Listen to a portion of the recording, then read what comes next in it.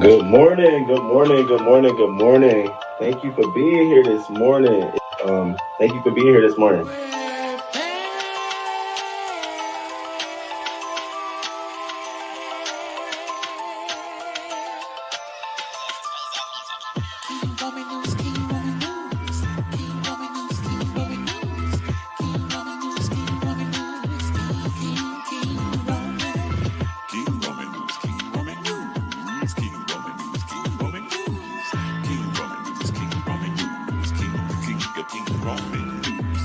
Let's go, let's go. Oh, let's start this show. King Roman news gonna come right through. Gonna give you that news just like you know it can do. Hot topics in your face, baby. King Roman knows his place, baby. King Roman news. Good morning, good morning, good morning, good morning. 6:30 a.m. Eastern time, baby. He's gonna come right on time with the news just for you. Celebrity news, politics, and local news just for you. King Roman news. Monday, Wednesday, Friday. Monday, Wednesday,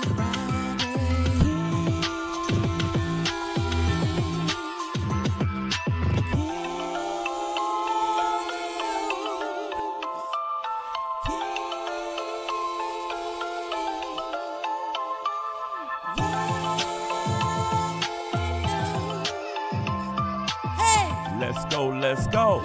Hey, let's start this show. King Roman News, coming just for you. King Roman News, coming just for you. 6:30 a.m. Eastern Time, Monday, Wednesday, and Friday. King Roman News, King Roman News.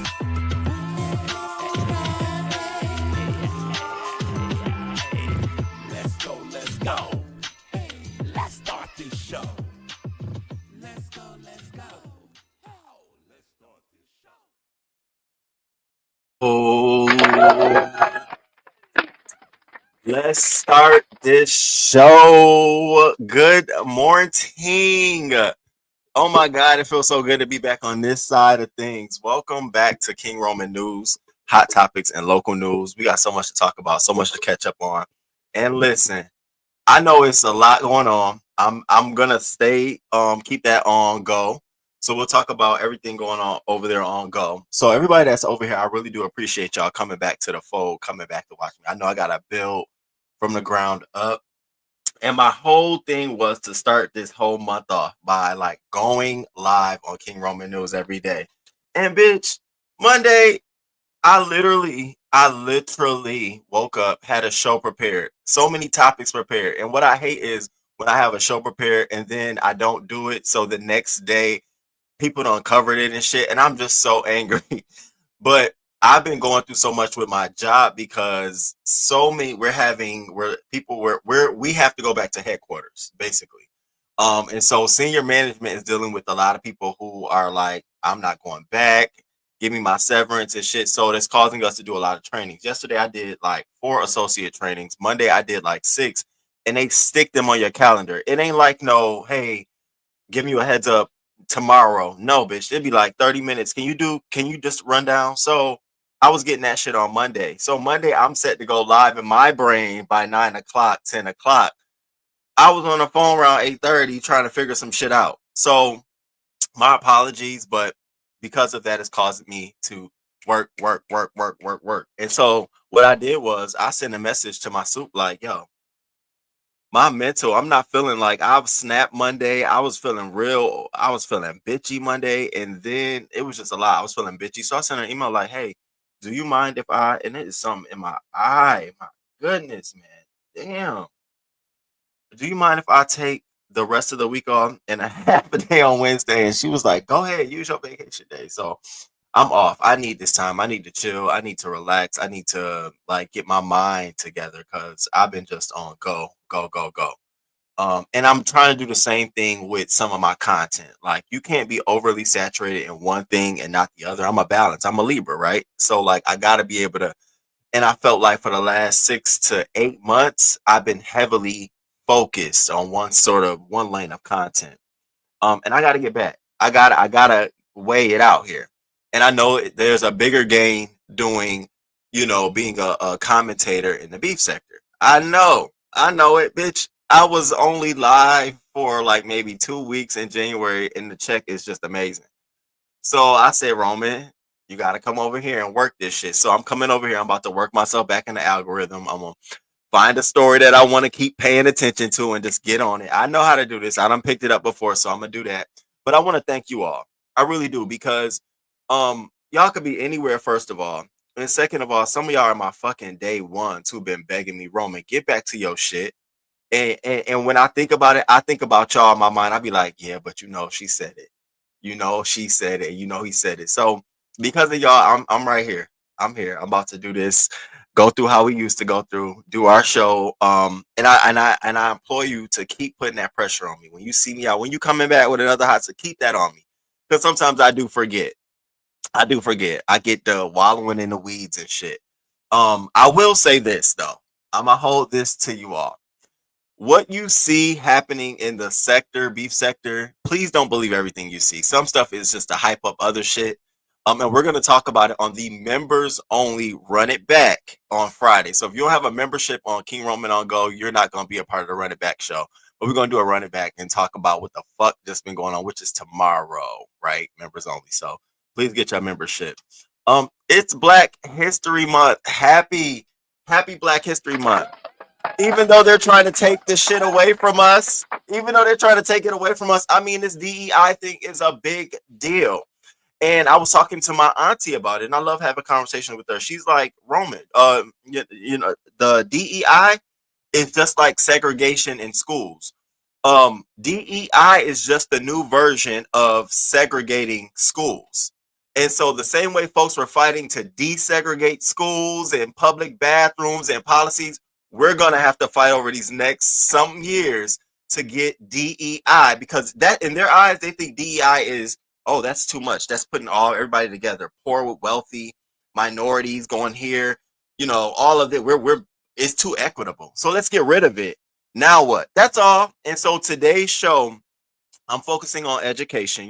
We doing Black History Month. You know how we do. We support a nonprofit. So we did support a nonprofit today on behalf of the crew, you all too. And I want to thank you all for that. We're going to support it, but we're going to talk about it. And I'm going to blend my Black history commentary with what's going on in the world. And then we're going to get to hot topics. Okay. So bear with me. But before I do it, I want to share this video, this little clip. First of all, this motherfucker fine. Fine. But I thought it was so funny because I really do love being Black. Like, I'm not just saying that because I am, but there's something about having an experience, my experience. It's unlike anything. I'm so resilient. Sometimes I'd be wondering, like, why am I so fucking confident? And because to me, I feel like my experience also comes with so many roadblocks that I had to jump over. So when I'm competing with somebody who may not be Black, I'm always like, bitch, you ain't have to go through what I went through, bitch. You had a 2-parent household, ho. Okay, you don't know what it feels like, and I'm still here with you, bitch. So I think I love being Black. I love going through what I've had to go through. I love being able to connect on certain levels. I love getting in relationships, friendships, or whatever with Black people. I love being Black. There's nothing you can do about it. There's nothing no one can do about it. And so when I saw this video, I said, you know what? Go on and talk that shit, cute. Love when Black people make eye contact with one another when we see white people out in public doing something crazy. It's one of the many beautiful connections we have as Black people. I love laughing while Black. Don't nobody laugh harder than somebody Black. I love that when Black people having a game night, we pull out spades. I love that when Black people ask, do you know how to play spades? We not asking, do you just know how the game go? We asking, do you play? And if you don't play, go sit over there. I love how dramatic and animated we are when we tell a story. It ain't got to be talking about nothing, but we good at it. Y'all wonder why Tyler Perry movie's so dramatic. He Black. I just really love being Black. I just love it, bitch. Love it. Love it.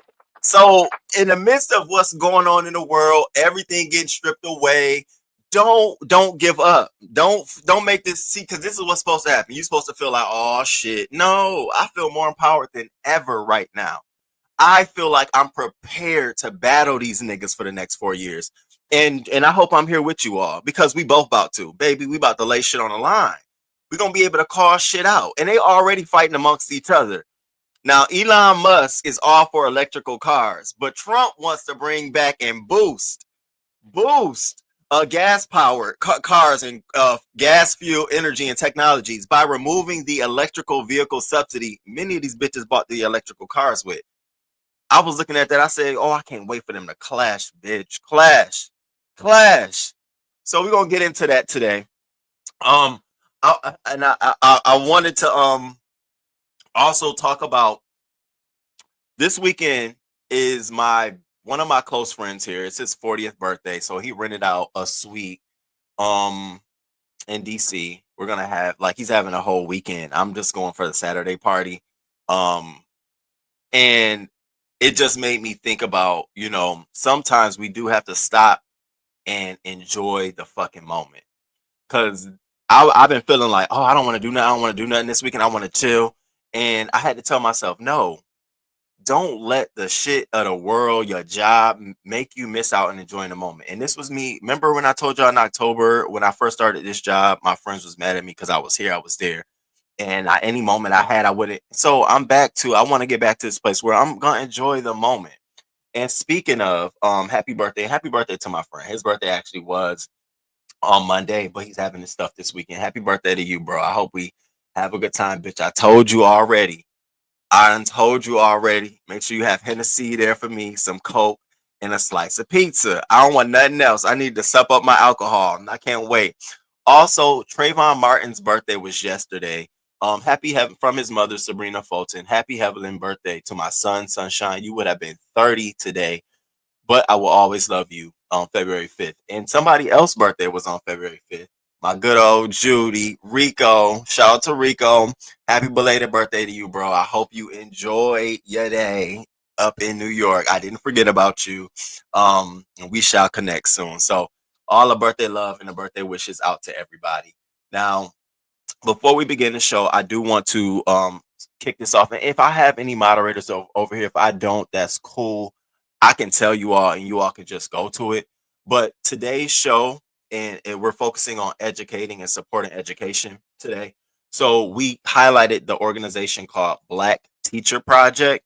And this Black Teacher Project is something we've supported last year and the year before that. This is like our third year doing like this month of celebrating Black nonprofits. And the Black Teacher Project is a holistic approach to helping Black teachers all across the nation. And I thought it was something great for us to support and get behind. So I definitely supported on behalf of us. We sent $25 on behalf of the crew. Shout out to them. We'll be sending more money throughout the month to them. And the executive director, Misha Mosley, founder and director, shout out to her. I think it's so important for us to start looking at these organizations that's going to begin to support our teachers because, as you can see, it's about to be a downhill battle. Once we remove DEI from public education, you're talking about leveling the playing field for teachers getting jobs and stuff. So all of these things will become important. All right. Now, as I kick off today, and let me shout y'all out. Good morning. Who all is in the building today? Look at y'all over here. Look at y'all. Y'all could be anywhere. Sagittarius Queen, good morning. Tanya McNeil, good morning. Hey, Miss Baker, good morning to you. What's up, Tisa? Sean P. Tracy. Let's go. Hot Topics is back. Cash App and bullshit. About time. Barn Dog, salute. Raz, what up? Black Moth, what up? 9. Good morning to you. What's up, Brooklyn Beauty? Oh my God, I can relate. Yesterday I took a mental health day. Life is doing. Wait, baby. I had got back in town and my brain was just like, yo, I knew it was something because I had washed my clothes and literally to today, I have 2 baskets of clothes that I've been piling through, changing clothes in. Like you can tell it's been ruffled through. There's no sort of nothing to it. And I said, I feel funny when my house is messed up. Like my dresser right now is just trash. Bitch, do-rags over here, jewelry over here, all kind of deodorant spread out, caps everywhere. Cause I've been having to just go. Between my guy got a new place and I've been trying, when you got a friend or somebody get a new place and like you're really involved in it, that become your project too. I done took shit from my place over there. And it's been like hell. You know, I had 2 blenders, right? I had this powerful blender, then I had my old blender. I kept my powerful blender. I told him, go buy you a blender. Why I can't use the one you had? And I'm saying to myself, so this is what you gonna do? So I loaded up my car a couple of days ago. Do you think I drove and dropped it off? No. Boxes and shit just still sitting in my car. So I'm about to finally do that, drop shit off. And the crew gonna know how good it feels to get rid of some body shit in my house. Look, that's one thing I love. I hate having other people shit in my house. If it ain't blended in and it's just sitting in a suitcase somewhere, you got to get that shit up out of here. What we doing? You got a toothbrush over here, but a whole suitcase? If you ain't got no drawer, and you got a round trip. So no, I've been having one of those. Plus, let me tell y'all about job working. Baby, can I tell y'all? Everybody got an attitude with each other. We walking around there on eggs. Last week when I was in the office, motherfuckers wasn't trying to talk to nobody, bitch. I'm trying to listen to y'all on YouTube so I can distract from them. And every time I'm trying to, a good part come on, here comes somebody. Hey, did you want to go? Bitch, I'm trying to, leave me alone. I'm trying to listen to what's going on. Can you leave me alone? Bitch, I was mad. I said, oh yeah, Roman. It's not that serious. Then I got a coworker. We're the same level. She handles the Midwest. I handle a certain jurisdiction. And we both have assumed new people. Like we both have assumed new people where we got to automatically go on the train. So I thought I'm going to be training by myself. They put the bitch. They put her on a Zoom with me to train somebody else. And we were bumping heads left and right in that bitch. Because I have one way of teaching people. See, I'm one of those people. I'm not moving to the next part unless you can tell me what I just told you and in your own way. She is like you got it? Okay, so next. And I'm like, hold up. So do you understand that? So like, for example, if I was to give you this, would you know what to do? Okay, that's what I kept doing. So every time she would move forward, I'll be like, hold up, can we stop? Can we just go back real quick? And when I would do that, the person would be like, oh yeah, okay, I get it. So we bump ahead. She sends me an email, baby. Hi. Caps everything else. Moving forward. Tore into my ass. I said, oh, bitch. And then copy my supervisor on it and everything. And I'm one of those people. I've been in administration for a while, so I know how to work this shit. First thing I did was call my supervisor and explain the situation. And I said, moving forward, I need to do this by myself. We don't need to do it together at all. And secondly, there needs to be a conversation about this email. I'm feeling a kind of way.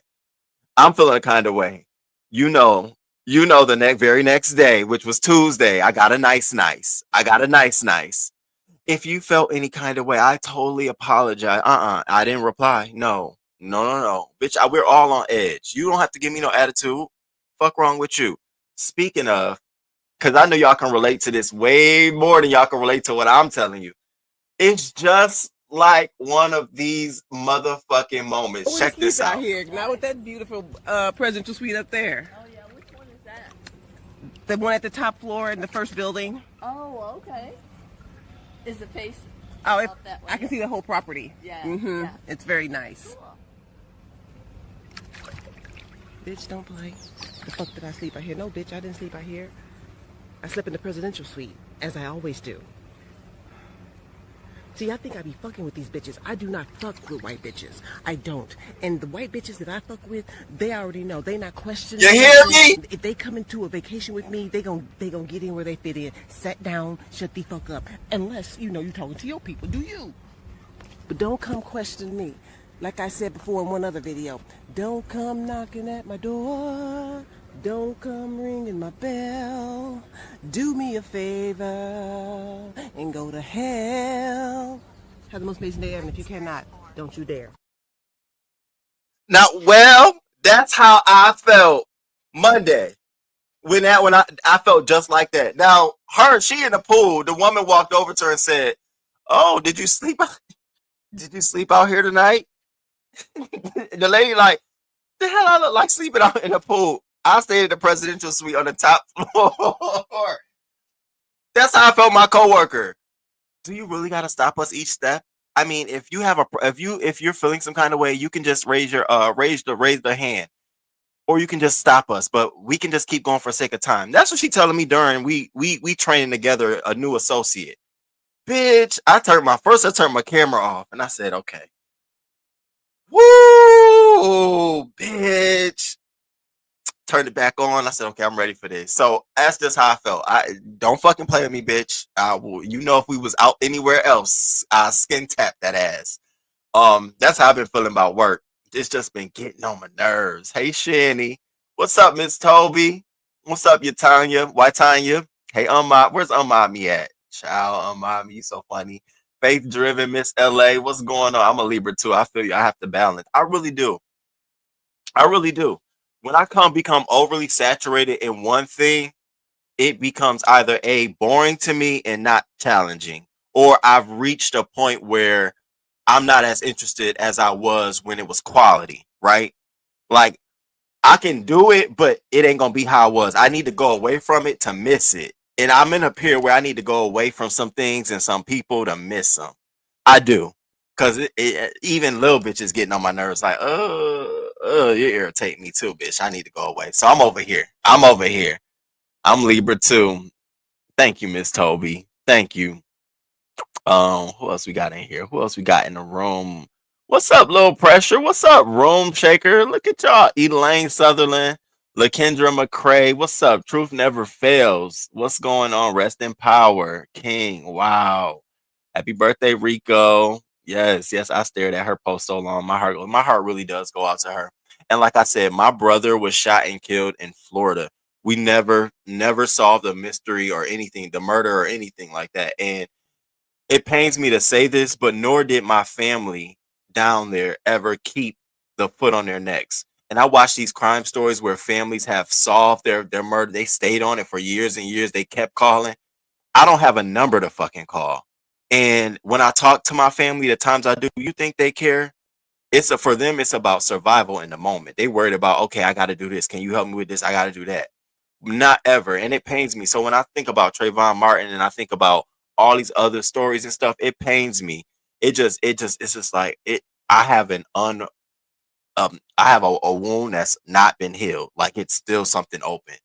Like I'll never know. And so I think that's part of the reason why I don't want to go to Orlando, Florida, nor visit my family, because aside of having my own issues with them, I do feel a way about my brother. I do. And I don't even want to go there because that's not what this show is about today. Truth never fails. Lisa, good morning. Yes, clutter makes me so uncomfortable. I can't stand it. And I'm in clutter. Baby, I'm in clutter. Even Eli's little area is cluttered.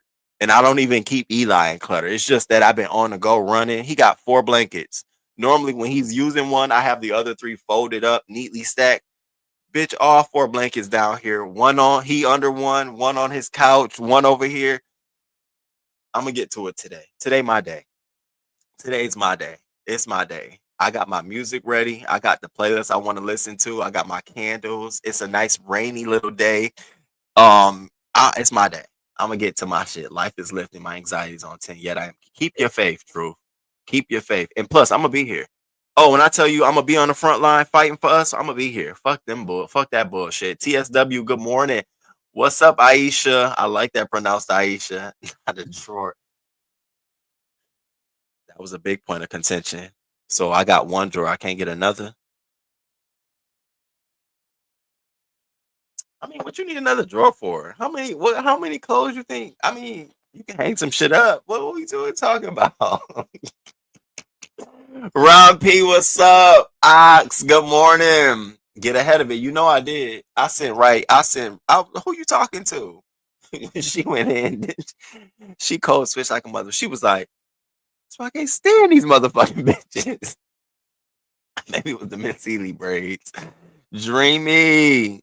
Kiro, you know I've been waiting. A little pressure. I appreciate it. And I'm here. And I feel good getting back into it and taking my time. Shani, D-Rail, what's popping? What's up, Rainy? What's up? Rainy, I was over at YouTube Cameras this morning and I was listening to the conversation. Ken, Malik, I think Peter Panel Killer, a couple of other guys got up there and they were talking about the transgender women being disrespectful to them and the women on these platforms. And while I agree with them in idea, what they wanted folks to do, I just was like, wow. Because it's one thing to hear them go up there and stand up for the women regarding transgender women, maybe disrespecting them. And let's not get it twisted. It ain't all trans women, because I have trans women friends. They are dope as fuck. They let you know I'm a trans woman. I know my place. Like, they dope as fuck. They so cool. Smell good. Just cool. Nails be fly, bitch. I be getting all my little things from them. Cool as a bitch. But then sometimes you have these folks who misrepresent in the name of clickbait, in the name of shock value, in the name of I'm going to try it until a bitch pop my hand. And so when I say to the men, it's one thing you stand up for the women. I get that. Because I even did it on my just sit your fucking ass down, tucking Tulsa. You know you ain't going no far as a damn YouTube channel, bitch. Don't nobody want to look at you. You ain't going to be a T.S. Madison, bitch. That's how I feel. Disrespectful cunt. That's how I feel. But when it comes to the men wanting the women to then insert themselves, I always am like, I expect you to say something first. Women, you can have your opinion, but I don't know. I always felt like, because for me, if you're being disrespected in that way, you have every fucking right to tear a bitch down. I don't give a fuck what you claim. If a gay man is stepping to a straight man like, yo, I want that dick. You know what I'm saying? I know you don't get down like that, but I want that. You cut that nigga off. I'm gonna tell you now. I be feeling uncomfortable when, like, I can't say this because I don't want y'all to be like trying to judge me and shit and be trying to judge me and shit.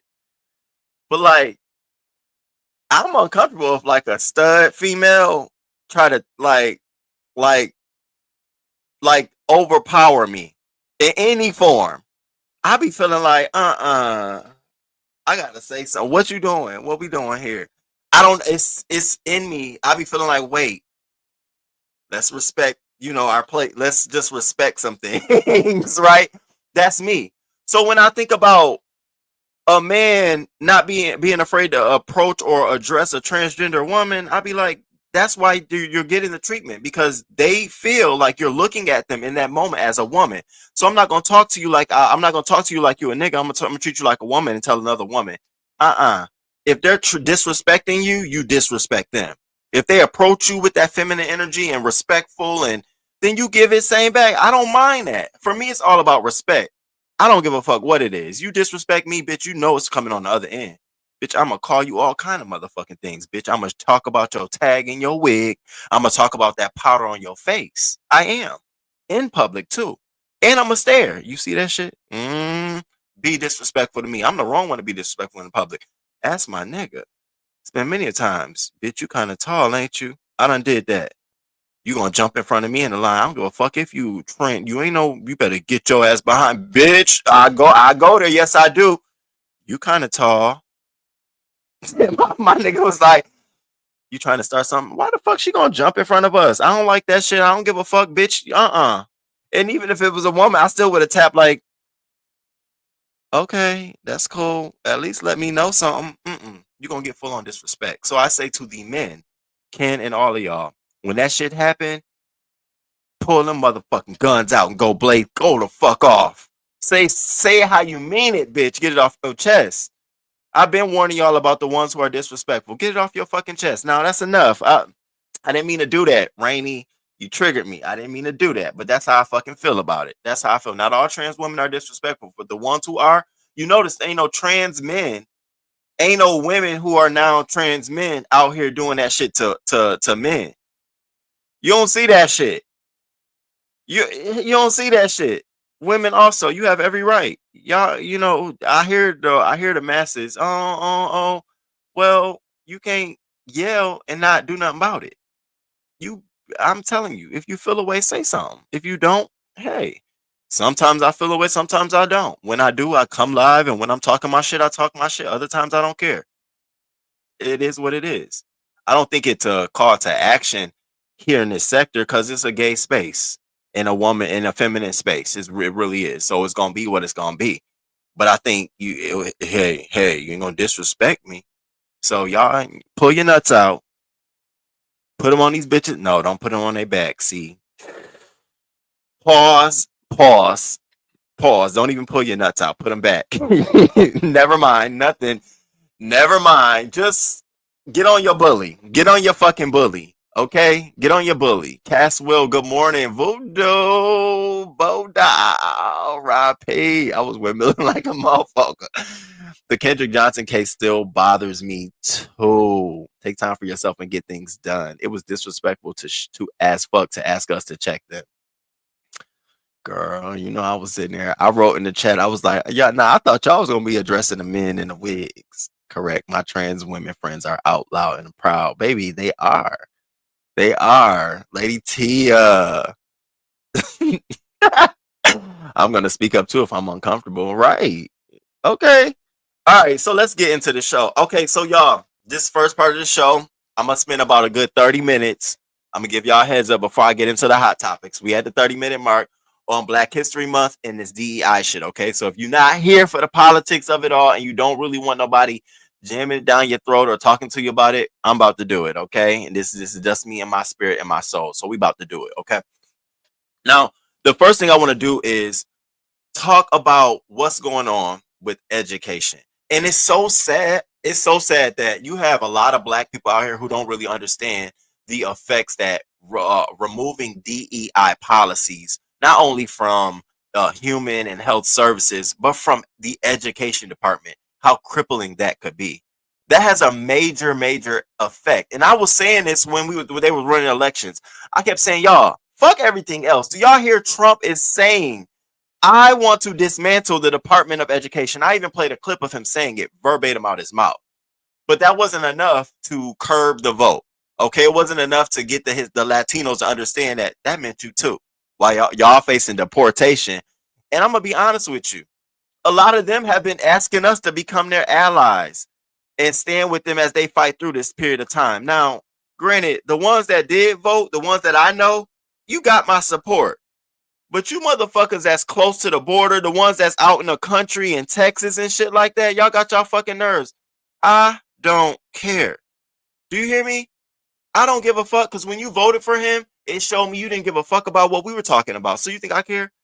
Bitch, I hope they make a TV show out of it. Each week we see somebody, because motherfuckers, y'all didn't give a fuck about us. So you think I care? Roman is telling y'all straight out his mouth, he don't give a fuck. And it feels bad and it sounds bad, but that's how I feel. Now, for my Latinos who were in Pennsylvania that voted, y'all got my support through and through. Absolutely. But you rep rhinos, you Latinos that are rhinos, Republican only in name, because you got your sister gone. This man said he came home and his wife and baby were detained. Motherfuckers scared to go to work. They showed a clip of Walmart. The whole registers were empty because motherfuckers can't work no more. You think I care? But see, that's only one side of it. There's this other side. It's the education.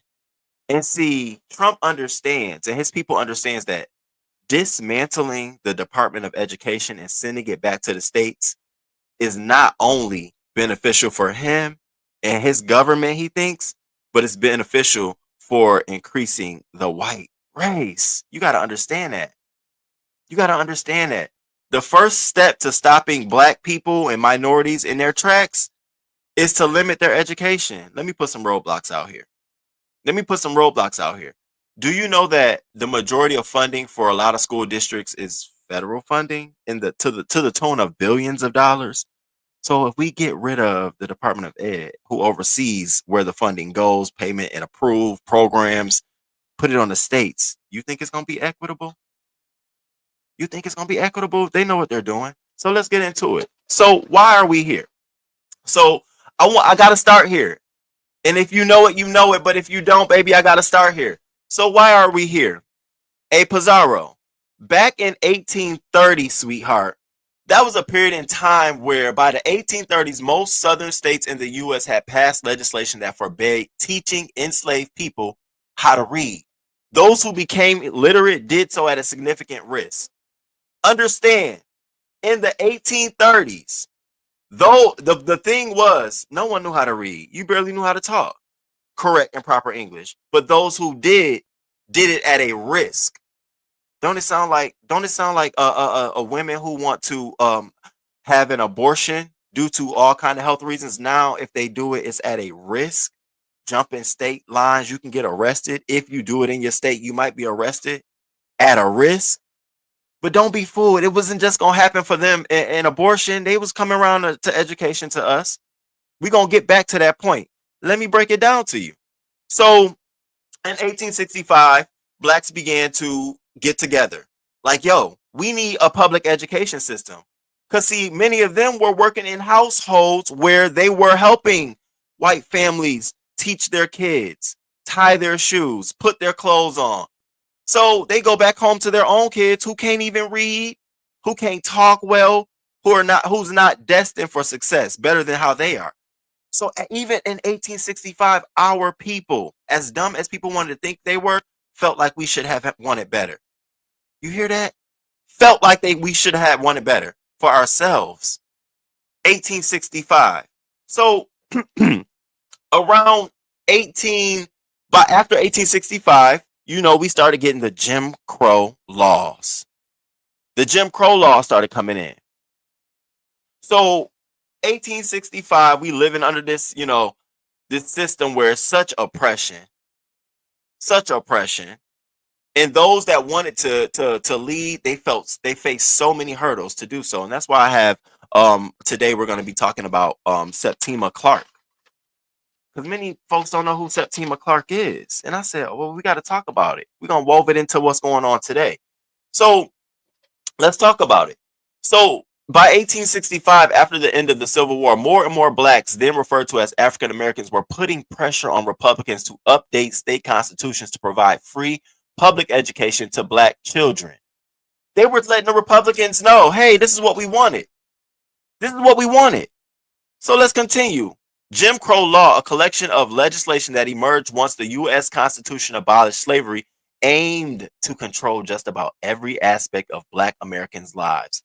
Remember now what I said about DEI, how that's just a new version of desegregating public institutions and policies and systems and years of institutionalized racism. DEI stood in that place because once we had desegregation of schools, once that, you still has racism masked under every piece of legislation. So then we brought DEI out. Well, so, okay, you're gonna put that policy in place, but you got to make sure that you got enough minorities on that board. You got to make sure that if you want to get federal dollars, that there's an equal share of your federal dollars and your money going to support minority students. That's what we started getting. Remember, now let's take it back. Remember Jim Crow? So after slavery was abolished, here comes Jim Crow, because abolishing slavery was too much. Oh, now they're not slaves. Now we got to control that. We got to control that. Bring it forward. Trump got in office. What was his first fucking mandates? What was he trying to do? We got to control this. We're spending too much money diversifying. What are we diversifying for? The airplanes falling out the sky in D.C. This man says it's because of DEI. Really? Or was it because they only had one person doing a two-person job because they faced shortcomings in their budget? What was it? Oh, okay. So we're here. I want y'all to face what we're going through. That's why I said I'm ready to fight. I learned from my ancestors and reading Black history that now all we're doing, if you don't know your history, all we're doing is repeating ourselves, just a new face, a new fucking devil. Let's get ready, baby. But in order to get ready, we got to know what we're fighting up against and what we got to be armed with. So if you bear with me this morning, 30 minutes, I'm gonna talk my shit. But I hope you walk away with some nuggets to go Google and look at some shit and feel empowered. Maybe he in office, but that don't mean shit. We had black people oppressed. Motherfuckers couldn't even teach, couldn't even read and write, but they got through it. So what? We ain't gonna get through these 4 years? Bitch, I'm gonna be on everybody motherfucking neck. Okay, so let's continue. So in 1896, the U.S. Supreme Court ruled on Plessy versus Ferguson. Now remember Plessy versus Ferguson. It meant that it confirmed Louisiana's rights to separate but equal railroad cars in the landmark case. The federal government set a precedent that legalized segregation. Legalized segregation. So now we have legalized segregation. We separate but equal. Are we separate, but we equal? Remember now what's going on. The whole reason we have DEI is because they told us we were separate, but equal, right? So DEI came into place and said, no, we hear y'all talking about separate, but we ain't equal. Ain't none of that's going on. So DEI came in place in a lot of institutions. And when I say DEI came in place, it was infused in private, public sector, the nonprofit sector, every fucking down to sports, every facet of life. There was some level of DEI infused because they knew that. They knew that following that black dollar, oh baby, that black voice, oh baby, it's gonna do something.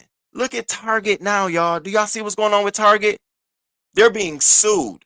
Now, people ain't talking about who's suing them, and we're gonna get into it. But do y'all know that a pension fund, now guess whose pension fund is suing Target for them removing their DEI policy? A motherfucking police. Police pension fund is suing Target right now for defrauding them as investors into their business because they said that you didn't tell us that if you remove DEI, y'all was going to get boycotted like this. Y'all didn't tell us this. And y'all pulled this same stunt when y'all got rid of the gay stuff out of the stores, the gay merch out of the stores, and y'all faced riots. Now y'all doing this shit again? Oh, we going to sue you? See, but Target is just a prime example. That's why I said I'm here for the fight. You start removing DEI from a lot of these spaces, an alternative is going to come. Oh, we're going to talk about it. Let's continue. I just hope y'all following me. Y'all see the parallels. So we got the separate but equal. So now during this time period, right, you have a Septima Clark. Now meet Septima Clark. Many of y'all, if y'all heard of her, maybe y'all heard of her, maybe you haven't. This is Septima Clark. Now, I'm not going to lie to you. I'm not going to lie to you. I really just recently found out about Septima Clark in doing my research for the show. I said I wanted to find somebody who was a gem, but we didn't know about him in education. Do y'all know Septima Clark is literally called the Queen Mother of the Civil Rights Movement? Many of us didn't know that. I didn't know that. Do you know that she was the fucking teacher to your Rosa Parks, the teacher to your Martin Luther King? Septima. But she didn't get a lot of props, and I'm going to tell you why. Now, this is a black teacher. Okay? And this is just another example of why it's important for us to support our black teachers, for us to give love and deference to our black teachers, because not only do you think that they're doing a wonderful job teaching, but they got to fight so many hurdles to do their job, even to this day. So with them removing DEI, what do you think is about to happen? So let's talk about an example of when there was no DEI in place, where we had to have a teacher come in and literally set the foundation so much that they called upon her to sit on boards. Let's go. And shout out to y'all. Thank you so much. I really do appreciate it. Thank you so much. Thank you. We ain't beefing, just mad. And thank y'all for becoming a new member. I appreciate that, because on these shows, you ain't really getting that. So thank you for that. I appreciate it. So let's get into Septima Clark. So Septima Clark, she was born May 3rd, 1968 in Charleston, South Carolina. At the age of 6, she attended May Street School, and she learned nothing. Now, see, this is the mark of this is the makings and the mark of somebody who's going to be brilliant. And good morning to you, Blackberry. Septima Clark, at the age of 6, went to the school was called May Street School, the only school that allowed black children at the time to go. And so her mother enrolled her. But her mom said, you ain't learning nothing, snatched her daughter up out of there. Snatched Septima up out of there. And sent Septima to a private school where there was, again, black, because at the time, religious church leaders were deemed as teachers for children. Sent her to one of them. And that worked so well that they say in history it flips. I done read a couple of different things, but by the age of either 16 or 18, Septima began teaching. Septima became a teacher. Septima was influenced by the fact that she saw people her color teaching her things, and it was so amazing. How you know that? That's sort of how I am. I remember when I came in the beef sector, I was looking at James and Phi and all these print. How you do that? Bitch, how you I want to know. That's the mark of a leader. You're not looking at it as competition. Like, oh no, she looked at it as, oh, I want to know Septima. And I'm learning. I'm just fascinated by good old Septima. I'm like, oh, you making me proud. Now, during this time, you got to also remember that Septima they would not allow a black girl at her age to go teach at no school, no regular school. Mind you, she was credentialized more than most of the white teachers down there. So they forced her to go teach at an all black school where the children were illiterate and the adults were illiterate as well. And she was the only teacher of about 100 students. And they had one fucking principal. Oh, baby, did you think she said no, I wasn't going? She packed her shit and she went. So she went to Johns Island in 1916 and began teaching from 1916 to 1919. Now, y'all pay attention. This is just like, pay attention to this teacher. So she went there thinking one thing, armed with these different ideas of how do you teach people regularly. She went there and she began learning how to teach black children differently than how they were being taught, so much that everybody that she taught began passing. They began learning how to read. She became like the mystery, like, what you doing? And you know what she was doing? Let me grab my notes, because y'all know I was doing my notes. Because this shit was fascinating to me. Y'all know how she was teaching them? She was getting shit like the Sears catalog. She would pull the Sears catalog out, point to different things in the catalog. So what's that? They knew what it was, but they couldn't read the words. You know what that's called nowadays? It's called Ebonics. They finally had to recognize that Ebonics was a language that they had to begin teaching to in school districts. And I had to learn about that when I was writing my master's thesis. But she was doing this back then and helping them. And baby, they was just... So, but what she noticed was that, well, shit, I'm teaching more black kids how to read than these white schools around me. And they were only paying her $25 a week. You know what they was paying them, the white teachers over at the other school? $83 a week. More teachers, less work,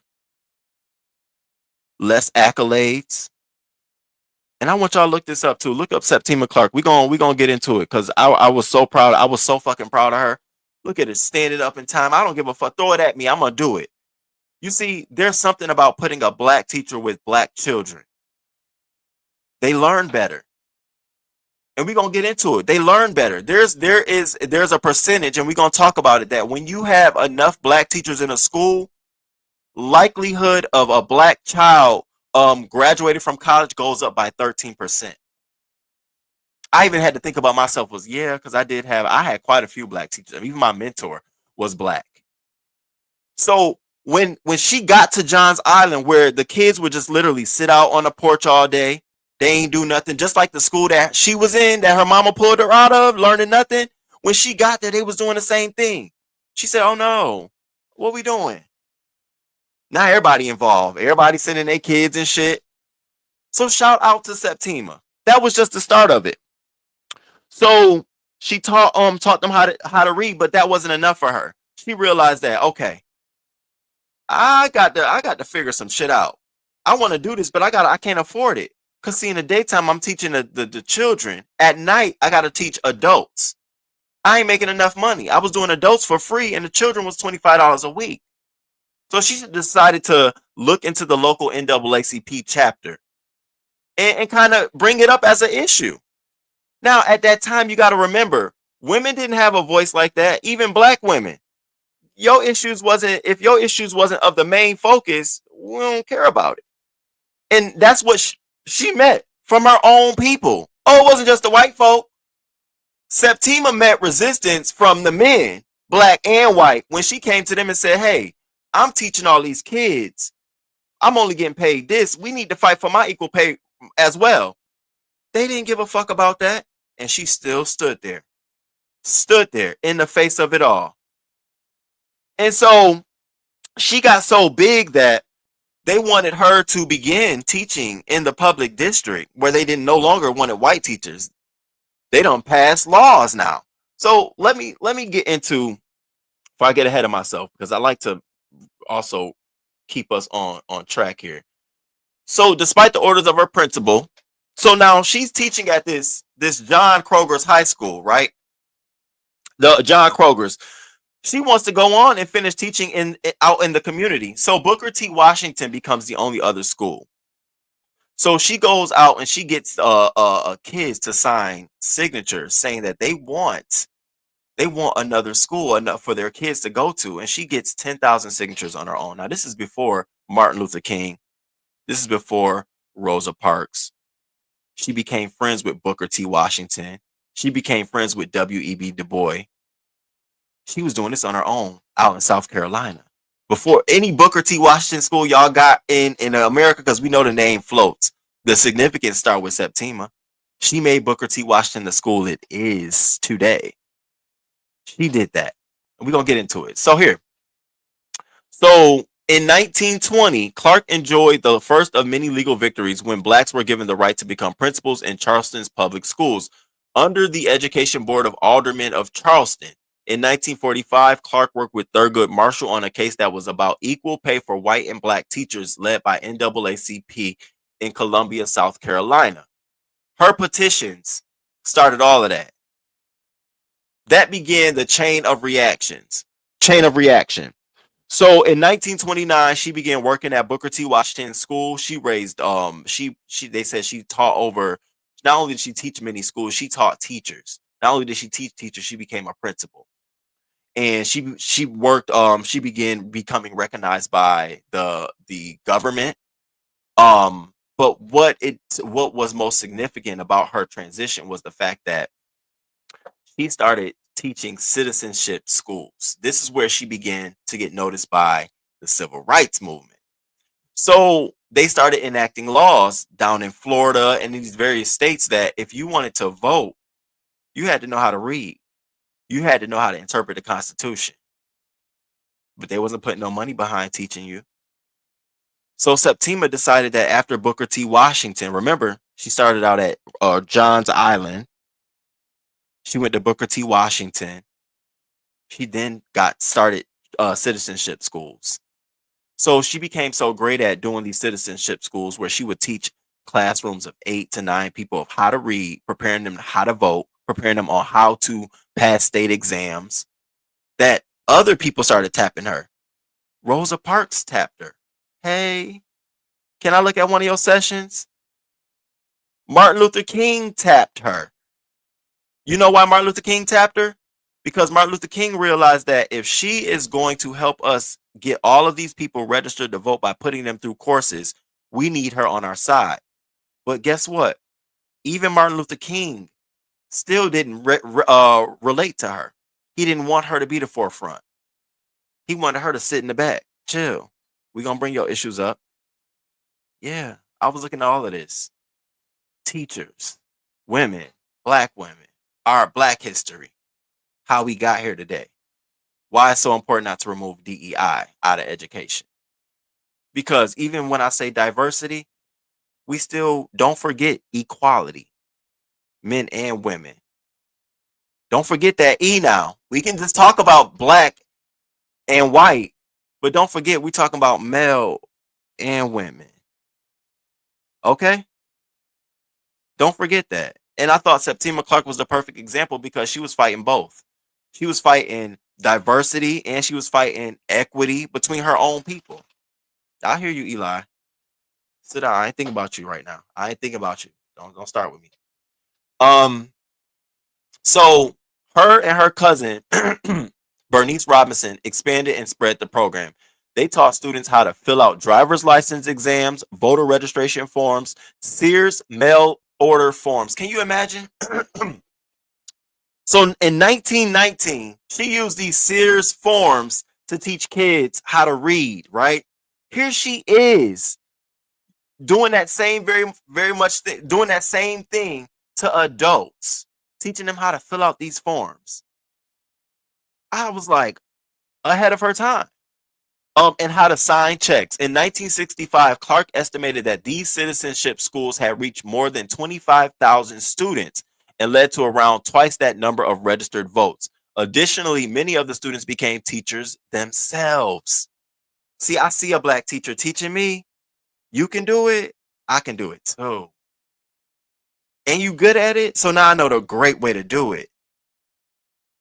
And so as she became recognized for getting about 25,000 people registered to vote, of course, Martin Luther King and everybody was looking at her. So she then had to face sexism. Clark would struggle against sexism during her time on the Southern Christian Leadership Conference, as had Ella Baker, with the bulk of sexism emanating from Martin Luther King. I can remember Reverend Abernathy asking many times, why was Septima Clark on the executive board of the Southern Christian Leadership Conference? And Dr. King would always say, she was the one who proposed this citizenship education, which is bringing to us not only money, but a lot of people who will register and vote. And he asked that many times. It was hard for him to see a woman on that executive body. Clark claimed that women being treated unequally was one of the greatest weaknesses of the civil rights movement. Can't have the other one without the other one now.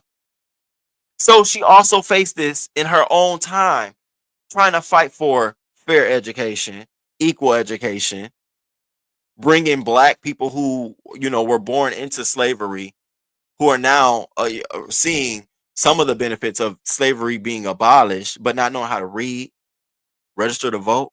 She faced all of that, but still pursued. And so by the 1950s, education, we then had the Brown versus Board of Education ruling. And at that time, it overturned Plessy, meaning that separate education facilities are inherently unequal. However, you had things like the Stanley Plan. Now, people don't talk about that, which was legislation designed to slash state funding for integrated schools. So if the federal government says, yeah, but you got to keep the schools desegregated because that's fair. But if the state has legislation that says, well, we're not going to fund schools that are following that federal mandate, we're not going to give you the funding. What does it sound like when Trump says we're going to get rid of the Department of Education and push it to the states so the states can have their mandate? The whole reason you have the Department of Education as that top layer is to ensure that there's DEI. Remember that E, equality and diversity. Come on now. We're not dumb enough. We see what's going on here. And I wanted to make that very clear that we've seen this before. It's just coming back all over again. And so in the 1950s, you had this Stanley Plan aimed at avoiding integration. This approach enabled white families to enroll their children in private segregated schools with the help of tuition grants. This resulted in public school districts being closed. Items that belonged to the now shuttered public schools were physically relocated to the private segregated schools. Schools that are funded by federal dollars now under the Title VI and Title VII funding, under DEI initiatives, affirmative action, all of that's going to the states. Now, states that are already coming out here saying, yes, we don't want DEI. What do you think that means for the little black school in the low income neighborhood that has that is living because of a DEI support, because of who do you think funding should come? Oh, property taxes? Well, what if the neighborhood is not developed and it hasn't been developed? So what, we close that school? Now where we're sending them students. See, we've seen this before. We've been here before. This is nothing new. We just got to arm ourselves. We've been here before. This ain't nothing new. And so the executive orders that Trump has decided to issue was he wants to dismantle DEI programs across the federal government. On Monday, dozens of Department of Education employees received letters as business hours closed on Friday, placing them on administrative leave. And here we go. U.S. officials have discussed an executive order that would shut down all functions of the Education Department that are not written explicitly into statute or move certain functions to other departments. Adding, the order will call for developing a legislative proposal to abolish the department. Now, while the order didn't directly target the Department of Education, DEI experts say Trump's order sends a chilling message to schools and districts that don't follow suit. For K through 12 education, the rollback of initiatives designed to encourage the hiring of black teachers and help black students succeed could have devastating consequences instead. All that shit Septima fought for. Fought so that I could go to a school and teach these same black students how to read on a much quicker pace than you did because I knew how to teach them. All of that for helping black adults learn how to fill out voter registration cards so they could vote, so that we could get support in these communities, support our education efforts or initiatives. All of that. So now we're here so we can get it removed. And folks, it's not as alarming as you think it is. It's very much so. It's very much so. Oh, it's been a crutch for so many black people. DEI, it doesn't put the best at the top. It just puts the most convenient, the most considered. No, it doesn't. It levels the playing field. It levels the playing field tremendously. And if there's people who feel like they haven't, especially black people who feel like they haven't been supported by affirmative action or a DEI clause or a policy, I ask you to look at your life and your career. I ask you to look at where you went to school at. I ask you to look at where you eat at. I ask you to look at a number of things, where your family housing is at. Because of those policies, there's buildings and shit that when they go up, they must have a significant amount to support low income. You know why?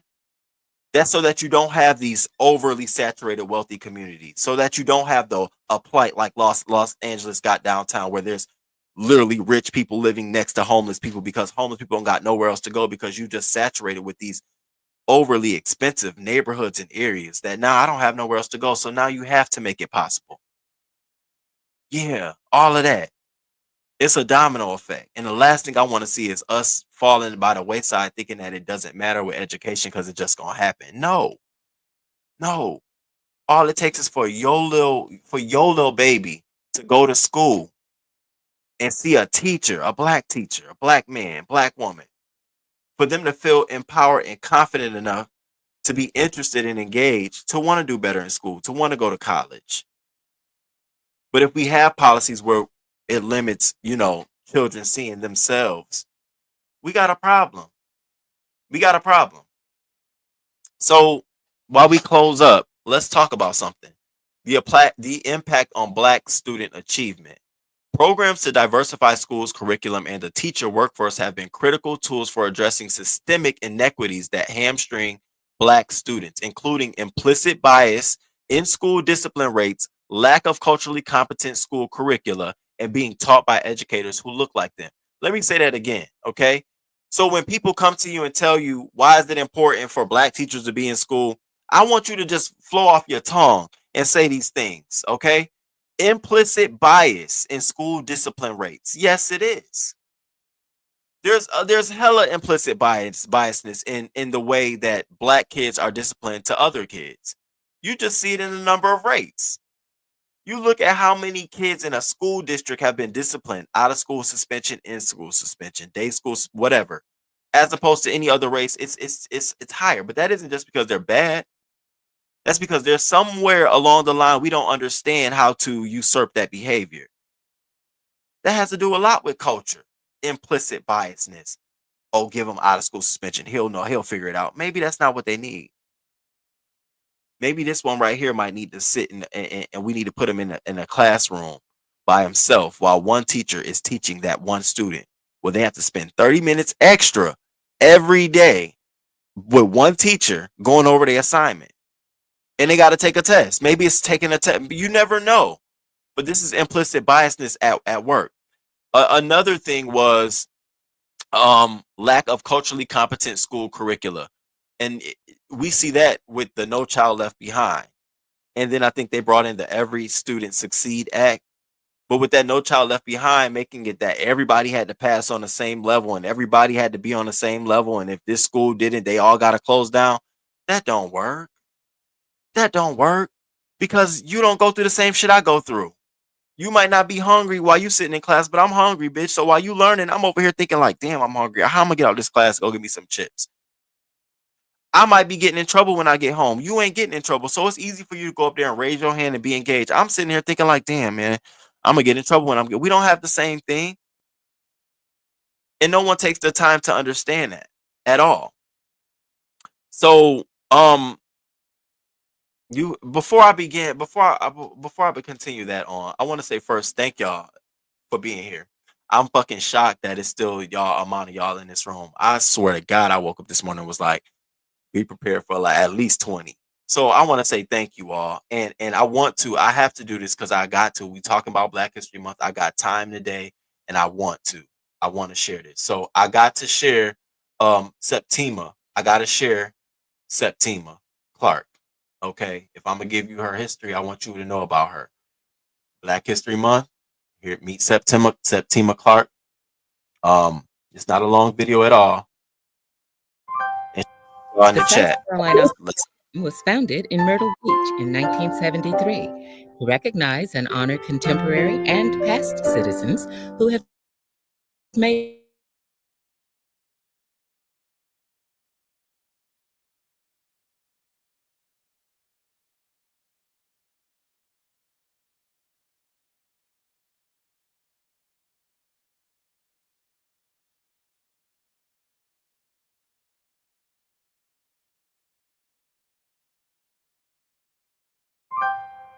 The South Carolina Hall of Fame was founded in Myrtle Beach in 1973 to recognize and honor contemporary and past citizens who have made outstanding contributions to South Carolina's heritage, history, and progress.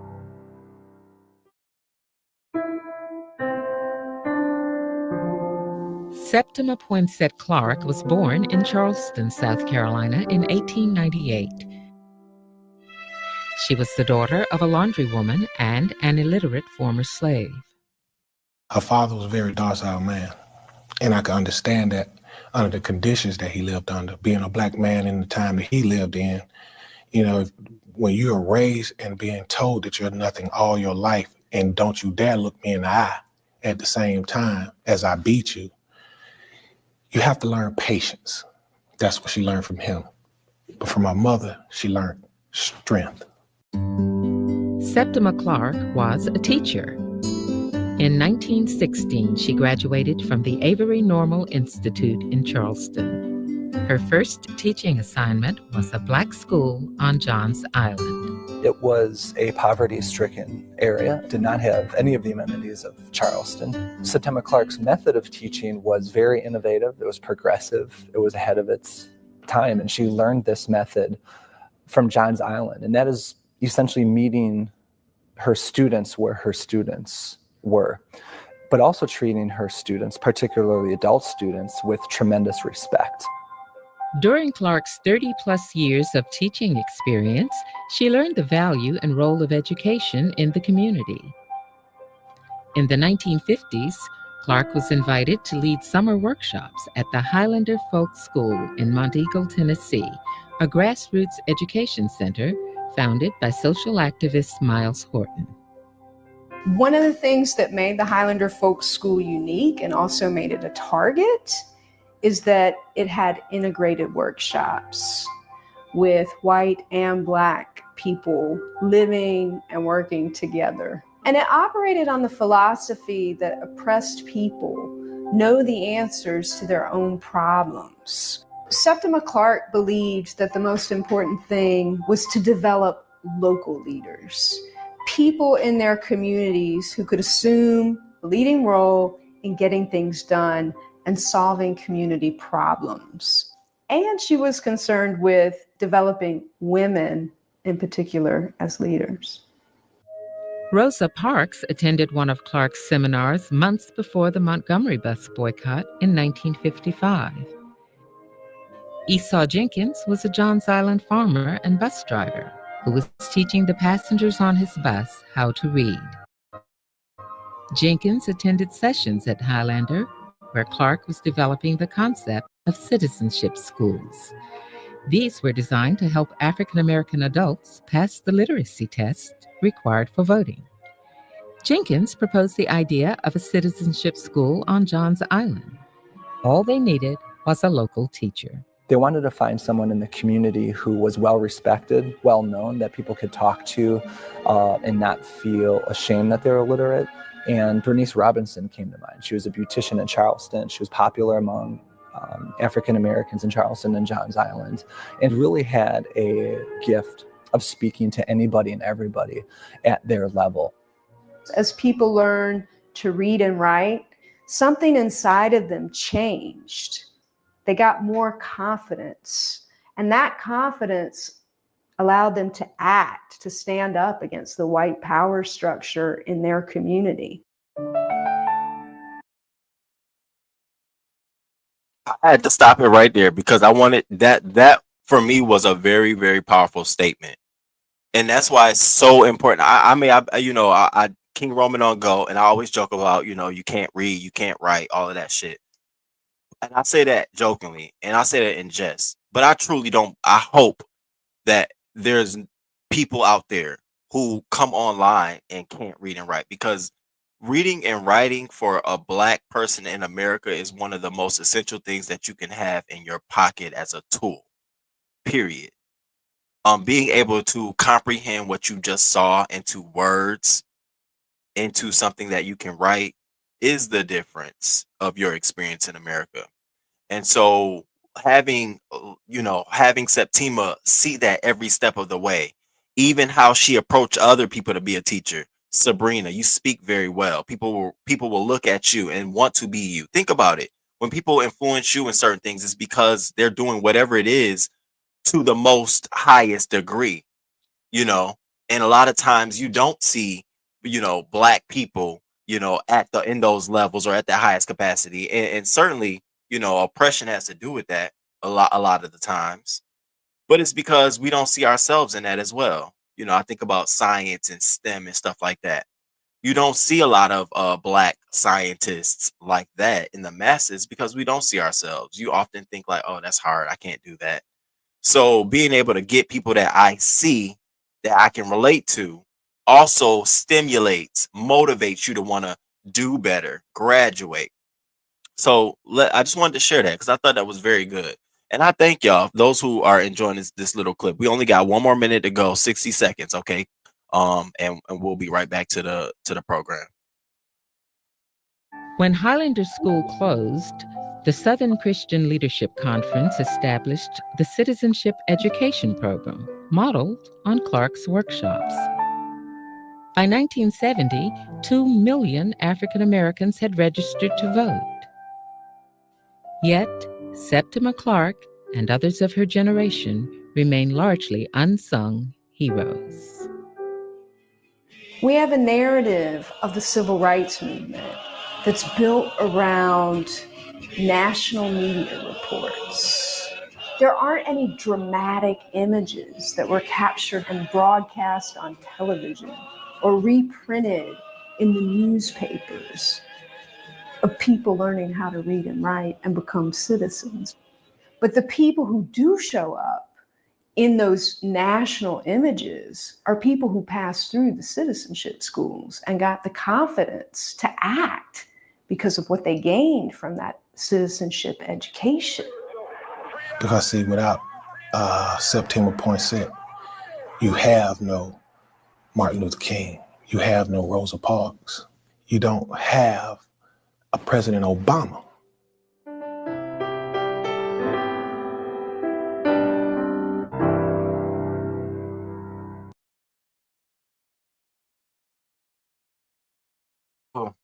Oh, so if you don't know, for Black History Month celebrating, we for today's show, I throwing my love and my support to Miss Septima Clark during this month and time period.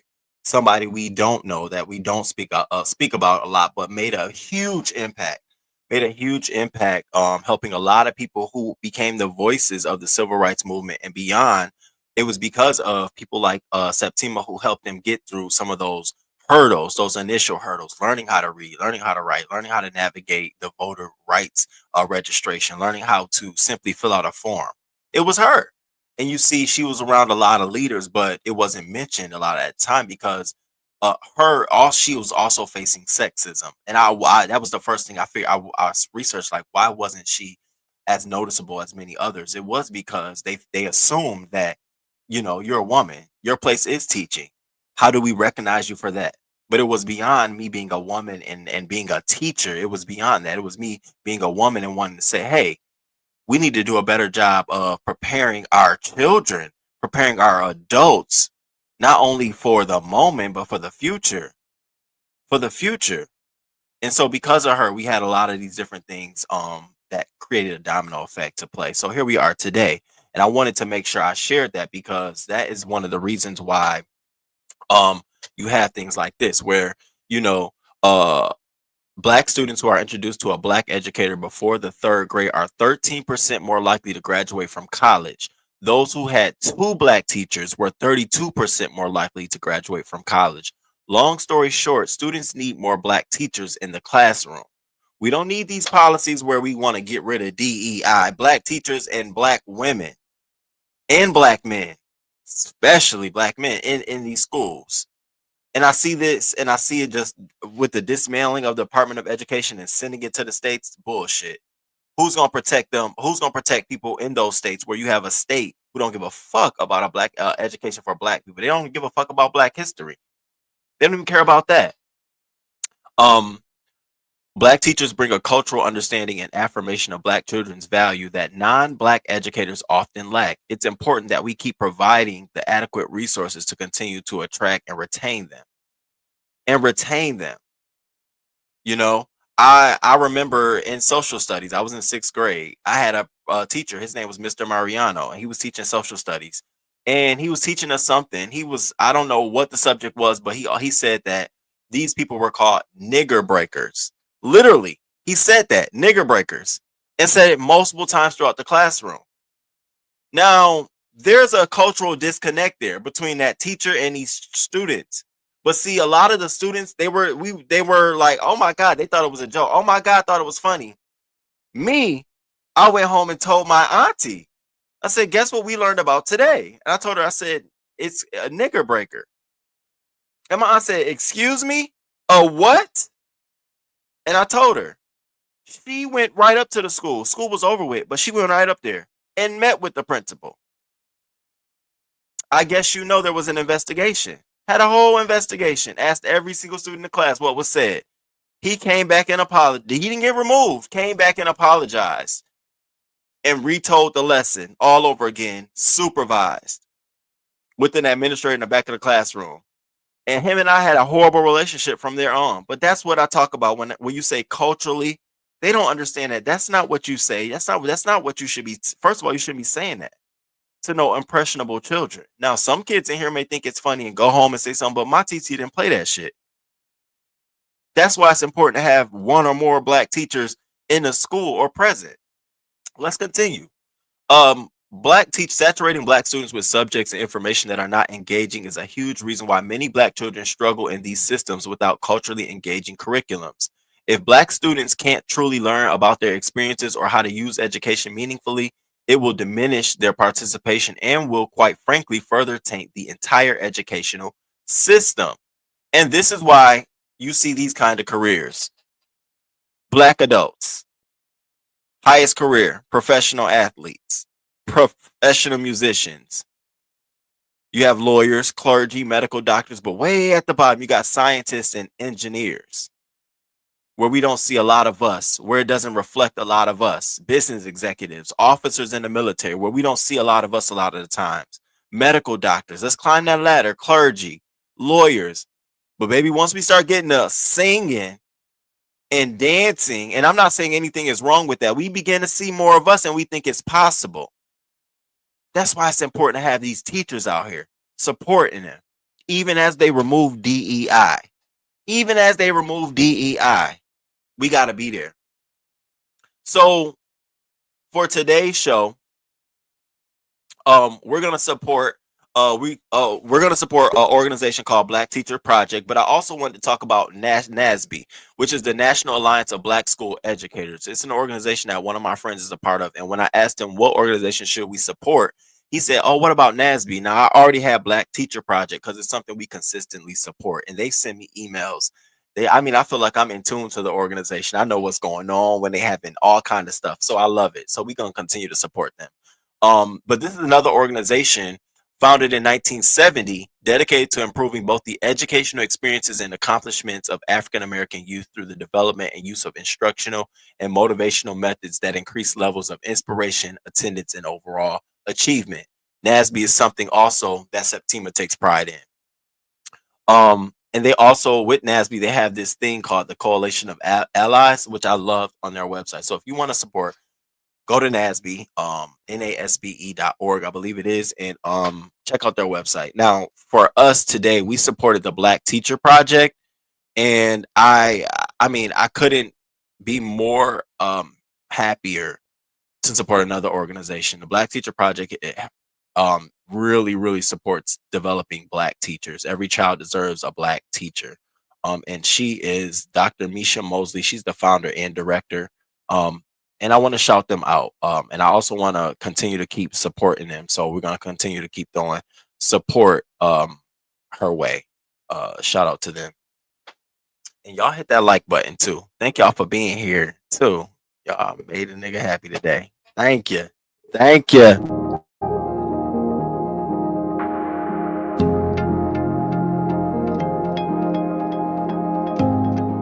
My name is Misha Mosley. I'm the director of the Black Teacher Project. The Black Teacher Project is a project that is committed to uplifting the leadership of Black teachers to transform schools and to transform them by reimagining them as liberated learning spaces. Historically, school's been this really reproductive space. Who are the owners, who are the managers, who are the workers? And we believe that there's something else that's possible for education and for schools.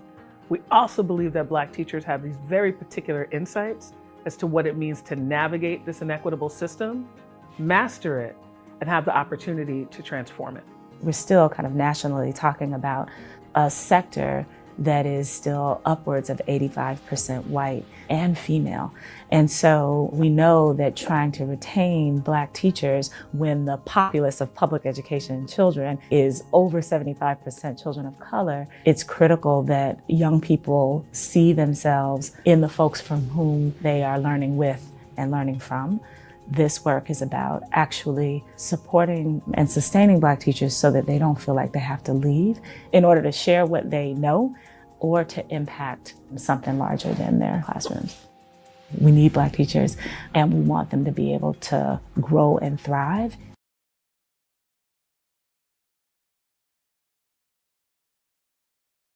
A shout out to the Black Teacher Project.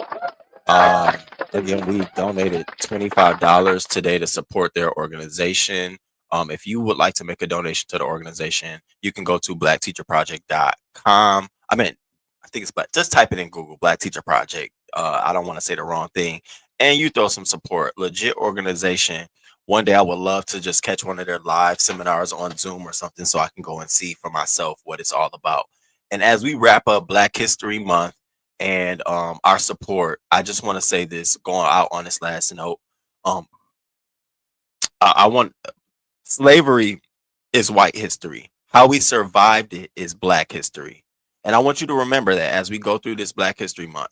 It ain't all about, oh, we got through slavery and the oppression. That's what was done to our ancestors. Okay. Folks want to get it out of the classroom and don't teach about it. Yeah, that's fine. But the history of Black people really lies in how we got out of this stuff. That's why I wanted to talk about Septima Clark and all the work she did. Even when she was oppressed, she got through this shit. That's our history. Okay, that's what you stand up and be proud about when you want to celebrate something. Celebrate how we got the fuck up out of it, bitch. How you got you know, and don't look for the surface ones. They want us to keep talking about Martin Luther King. They want us to keep talking about, the Malcolm X's and the Rosa Parks, but there's so many more. So many more. So during this month, I challenge you, find some new people that really did the work, seen but unheard and seen at the same time. And remember, slavery is white history. That's what they gonna have to take pride in what they've done. They gonna have to do that. But how we survived it, it is Black history, and don't let them take it away. Fuck the anti-DEI movement that they got going on. After this, it'll be something else as history repeats. itself. And that's all I wanna. That's all I wanna. Let me see. Is that it? How I wanna wrap it up? This is one of their Black identity development is one of Black teacher projects. One of their things that they do in order for Black teachers to transform schools and systems and to liberate learning communities is critical to devote time and space to positive Black identity development. I love shit like that. I love shit like that. So let's switch on over and let's get into before again. Let me check y'all comments out. I hope, and as we move on, I just want to say this is for the rest of the month. This is what we're gonna do. So if you really don't want to get past that, it's gonna be about a good 30. I said 30 minutes, but that was about a good 45 minutes where we're gonna talk about Black history stuff, how it relates to what's going on now in the organization we're gonna support. So thank you for being here for that. I appreciate it. Let me check out y'all comments. How we overcame, baby. Definitely will be researching this more. Thank you, LaKendra McKay. And if y'all support that organization, let me tell you about Black Teacher Project. They send you emails like maybe once a week or something, but you get so much information about what's going on in the industry. For me, I love shit like that. I just be reading my emails late night like, wow, I didn't even know that. I love it. They sent me an email the other day saying that with the removal of U.S. aid and Department of Education, this is how it's going to impact their organization. You know, I'm one of the people. I'll write for you. You know, hey, I'll write for you. What you want? Of course, Jill. Thank you. Yes, Rompy. We love them. We love them down. Kaios. What's going on? And I appreciate you. Thank you, Miss Gwen. Thank you. Happy Black History Month, y'all. Happy Black History Month. My favorite hobby is reading. I love to read. I do. We enjoying the real content. I appreciate that. Blackberry. Thank y'all. My dad sued the school district when my sister and I got in a fight in high school because of bias we want. And I love my parents. You got to be on it, Miss 313. You definitely got to be on it. You got to be on it. All right, let's get into hot topic.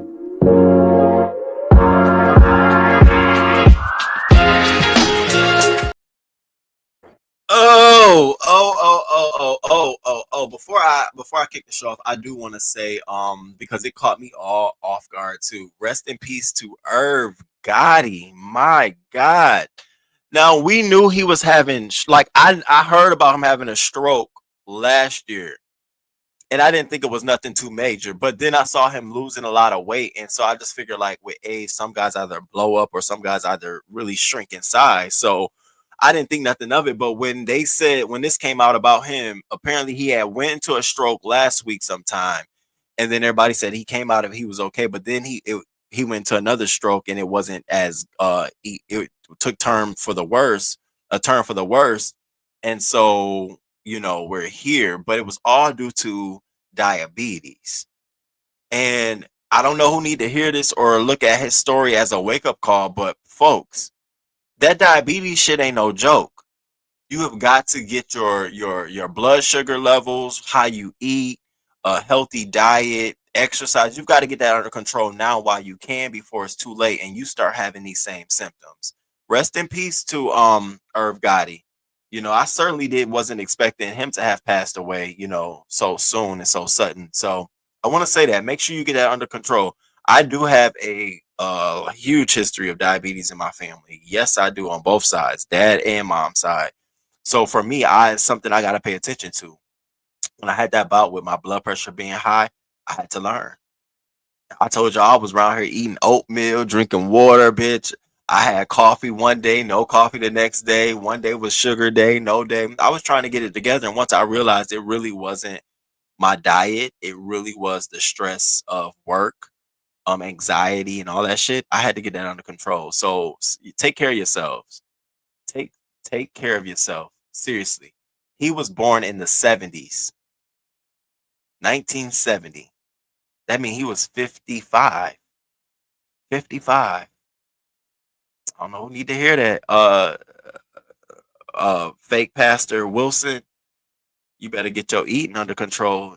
The pill will work temporarily, but how you maintain it is what's gonna help you. You got to get yourself together. Now you know this fool, 50 Cent, trolling.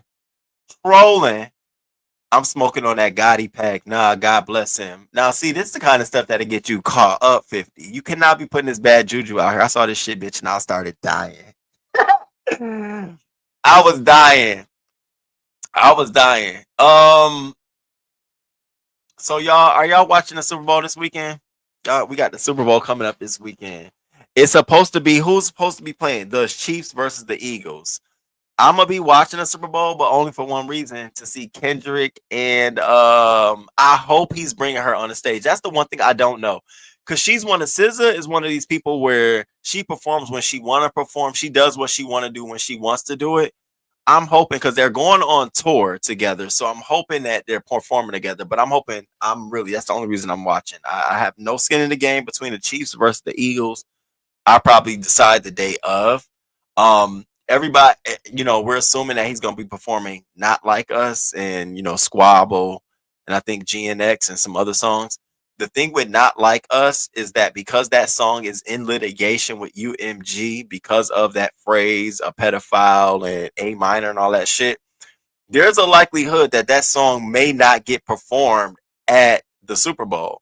Like, I was reading and I'm like, wow, how could he not perform that song? That's the major song everybody want to hear, but because they don't want to also get sued for publicizing or promoting a false narrative about somebody. So they're trying to watch how the UMG goes.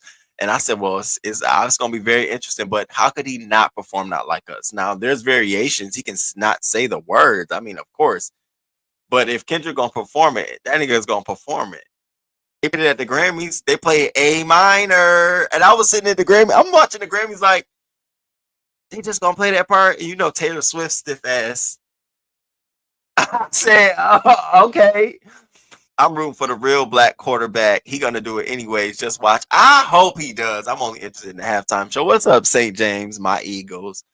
I hope he does. Speaking of the motherfucking Grammys, bitch, did y'all see this? Y'all gotta go back and watch the clips of Beyonce when she realized she won that country album. She literally was sitting there and she really didn't think she was gonna win. And I was like, that is very telling. That is very telling. The CMA snubbed her, so she came to the Grammys, but she won. She won that shit. If you go to Twitter and you type in hashtag country album and scroll down, you're gonna see how many people who are pissed that Beyonce won. These motherfuckers are mad. They even have people listening to the song and saying, how the fuck is this country music? And she's told y'all it's not a whole country album. It's got country music on there and reminiscences of country music, but it's not a country album, a whole country album. There's R&B genres in there, electronic genres in there. She got all kind of things in there, folk, all kind of things mashed into one. What you think country music is? It ain't all one pile, but I'm happy for her. Beyonce won. She won Album of the Year, Record of the Year, Duo Performance. I was really happy for her. I was really happy for Beyonce. I didn't have a tear moment. Some people said they teared up. It wasn't a teary moment for me. I think I look at the Grammys as just like another paid gig. Like, it don't have weight to me anymore. I don't know if it has weight to y'all, but it just, maybe if I'm not in the industry, it doesn't. But I just be like, oh, okay, who gonna perform? Okay, I didn't even know certain people had won records and shit. I'm like, oh, you won a Grammy before? Okay. I didn't know. Now, look at Blue Ivy, y'all. This girl is looking more, and maybe it's just me, but ain't she looking more and more like her mama? I don't know, but she looked just, I'm sitting here, I was like, baby, she is looking more and more like Beyonce mixed with JayZ because of the nose. But yeah, she's looking more and more grown. Now, motherfuckers had a lot to say. She's dressed grown. I feel like she's very elegant compared to, and I hate to compare them to, but North, I feel like she's very much so controlled. We don't see too much of her. And when we do see her, she's very high fashion. It's her mom. Her mother's Beyonce. The fuck you expect her to wear a sweatsuit to the Grammys? I think what she had on was perfectly fine. I loved it, to be honest with you. And I love the fact that she was right there next to her mom during that moment. And then she gave her mom a hug. And it was like one of those hugs. Mom, you did that shit. Like, Blue Ivy is in an age where she's not only seeing her mom be the star, but she's understanding how important it is to her mom. Like, she's there in the dressing room. She's there when her mom's recording it. She's seeing these intimate moments of her mom making this music and like, Mom, you did it. That is a beautiful thing. And y'all know Beyonce's documenting this. Okay, so by the time Blue Ivy turned 21, we're gonna see a whole documentary of how she grew up and what the moment was like. Mark my words, Beyonce ain't doing this. Ain't they close, but they ain't that close. They know how to make a coin off their name. Yeah, she looks more like her mother each day. Yes, she does. What's up, Colette? Yeah, she is. What's up, her scripture? She is a cutie, my Capricorn little sis. Now, can we talk about this real quick, y'all? What's up? Like, what happened? Like, what the fuck happened at the Grammys with Babyface? I was thrown back. I was taken back. I was upset. I felt like during this is what we're gonna do during Black History Month. It was so fucking rude. It was so rude. And you know what? If like I kept imagining, fuck that being Babyface. If that was Lil Kim and Nicki Minaj was walking back, I would have even I'm a Nicki stan. I would have been like so cringe for Lil Kim, like, don't do that. Oh my god. Oh bitch. Y'all, hold up. Y'all, please tell me you felt the same really thing. At the forefront. Can you talk about just this new trend that we're seeing in R&B where we're seeing more of a fusion? We're seeing people blend the genre with pop, blend the genre with hip-hop and rock as well. Yes, I think it's interesting. Chapel. You guys want to do that? Go do that. So sorry, baby. I'm so sorry. Hello, how's it going, Chapel? Now, both of them wrong. Cause see, the black girl, the one in the black dress, she tried to come out like, we gonna watch it. I didn't have nothing to do with it. No, bitch. Yes, you did. Cause you snatched his mic so quick and was like, okay. You snatched his mic so quick. And then the girl in the gray suit. How dare you? They're interviewing him. She literally slid down the wall like, oh my God, can he go away? Not in Black History Month, man. See, I know me. I would get real ignorant on her. I'd have got real fucking ignorant. And y'all right. He did right. Cause he's a celebrity professional. I'd have had a moment. Bitch, are you crazy? Oh, broke ass bitch. I know how to walk well. Stupid ass hoe. Dumb ass bitch. You on a red carpet. You can't even get it right. Fucking ass bitch. I could have seen me. I'd have been going off. Dummy. Ugly ass hoe. That's why you look like a skank in your dress, bitch. You ain't gonna get no more fucking. I'd have been going off. Walking away. Who the fuck you talking to? Look at this again. Don't think it's just the girl in the gray dress. It's the one in the black too. She tried to get out of it. Cause you know the Twitterverse, they got on that bitch ass so much that she deleted her. This bitch, she deleted her whole fucking Twitter account. Here she go. That bitch gone. Gone. That bitch gone. Where you going? I wanted to send you a message, ho. Where you going? Bring that ass back, rude ho. Really at the forefront. Can you talk about just this new trend that we're seeing in R&B where we're seeing more of a fusion? We're seeing people blend the genre with pop, blend the genre with hip-hop and rock as well. Yes, I think it's interesting. Chapel. You guys want to do that? Go do that. So sorry, baby. I'm so sorry. Hello, how's it going, Chapel? And you know what I just forgot about? I'm so sorry, baby. She took the mic and said, I'm so sorry, baby. Like, she got deference over Babyface. Like, do you know this is Babyface?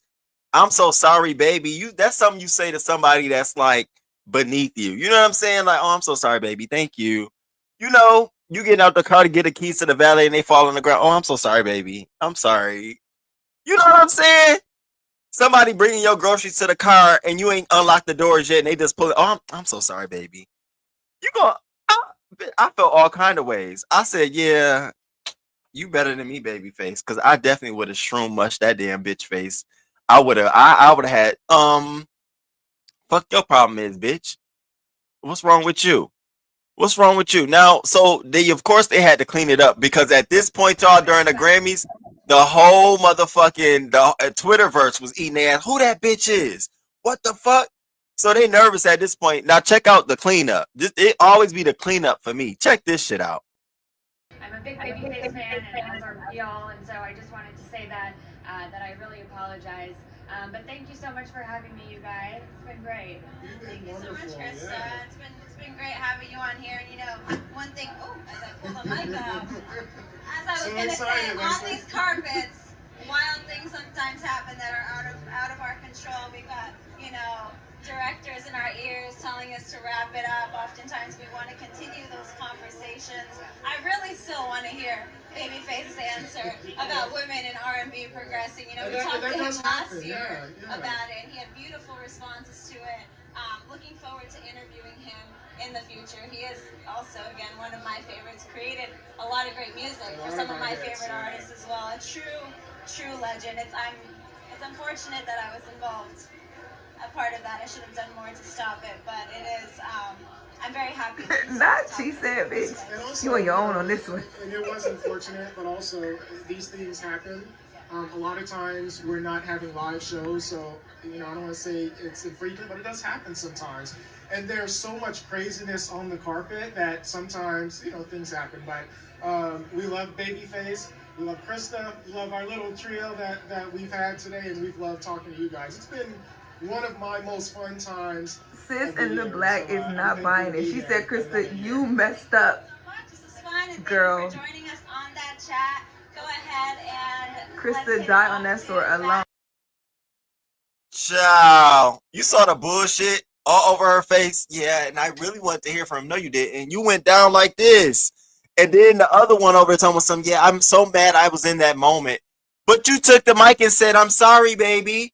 Now you want to know really what he got to say? So they didn't go after the one in the black dress. Fuck both them bitches. Fuck you both, ho. That was so motherfucking rude. I mean, it was so fucking rude, y'all. It was rude. It was rude. So the Associated Press came out here to say this. We are deeply sorry for cutting our interview with Babyface short on our YouTube live stream of the Grammys red carpet. We have apologized to him through his representative and to our viewers on the live stream.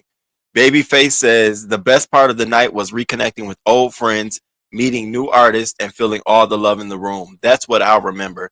That's what it's really about. Music is bigger than any one moment. Much love to everyone who won and everyone out here making great music. Now, see, this is a musician who's weathered the storm. This is a very professional musician who's been around decades, who understands the ins, the outs. Probably know who that bitch boss was. Bitch, I know who you work for. So he gets it. Me, I'm not there yet. I ain't there yet, and I don't want to be there. Fuck you, ho.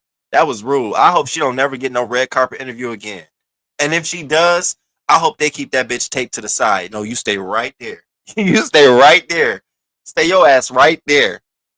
But anyway, so shout out to Beyonce for her wins at the her album of the year, her record of the year. Now, some people have said, and I gotta say it, that the only way she would have won album of the year is having to do country music. Like she had to do like something that was white, almost like sort of white based country album. That's the only way she would have won it, because there's an R&B album isn't gonna win album of the year, nor was her dance record was gonna make album of the year, but a country album can make album of the year. Now, do y'all feel the same way? Like, do you feel like if she would have, because Lemonade should have been album of the year. I'm not gonna lie to you. I feel like Lemonade over Renaissance should have been album of the year. Now I fuck with Renaissance, but when you talk about an album that did storytelling with a visual component, and I remember it was a moment in time piece for me, meaning that it was like a soundtrack of a period in my life. I absolutely felt like that lyrically, musically, production wise, rollout. I loved it, but it didn't garner nearly. And Adele even said, so what do y'all think? They definitely stubbed her that year. Yep. Babyface is so good in concert. One of the best I've ever experienced. Yeah. Lemonade was way better. Lemonade's that shit. So shout out to Beyonce. Now, how many of y'all doing the Cowboy Carter tour? How many of y'all doing the tour? Y'all know she announced her tour and she put all these different areas out. She said that she's going to be 22 date track. Will stop at 8 cities: Los Angeles, Chicago, New Jersey, London, Paris, Houston, Washington, D.C., and Atlanta. Pre-sale starts on February 11th, and the general sale begins Valentine's Day at 12 p.m. Now, you know I done signed up for my 3 cities: DC, Houston, and Atlanta in that order.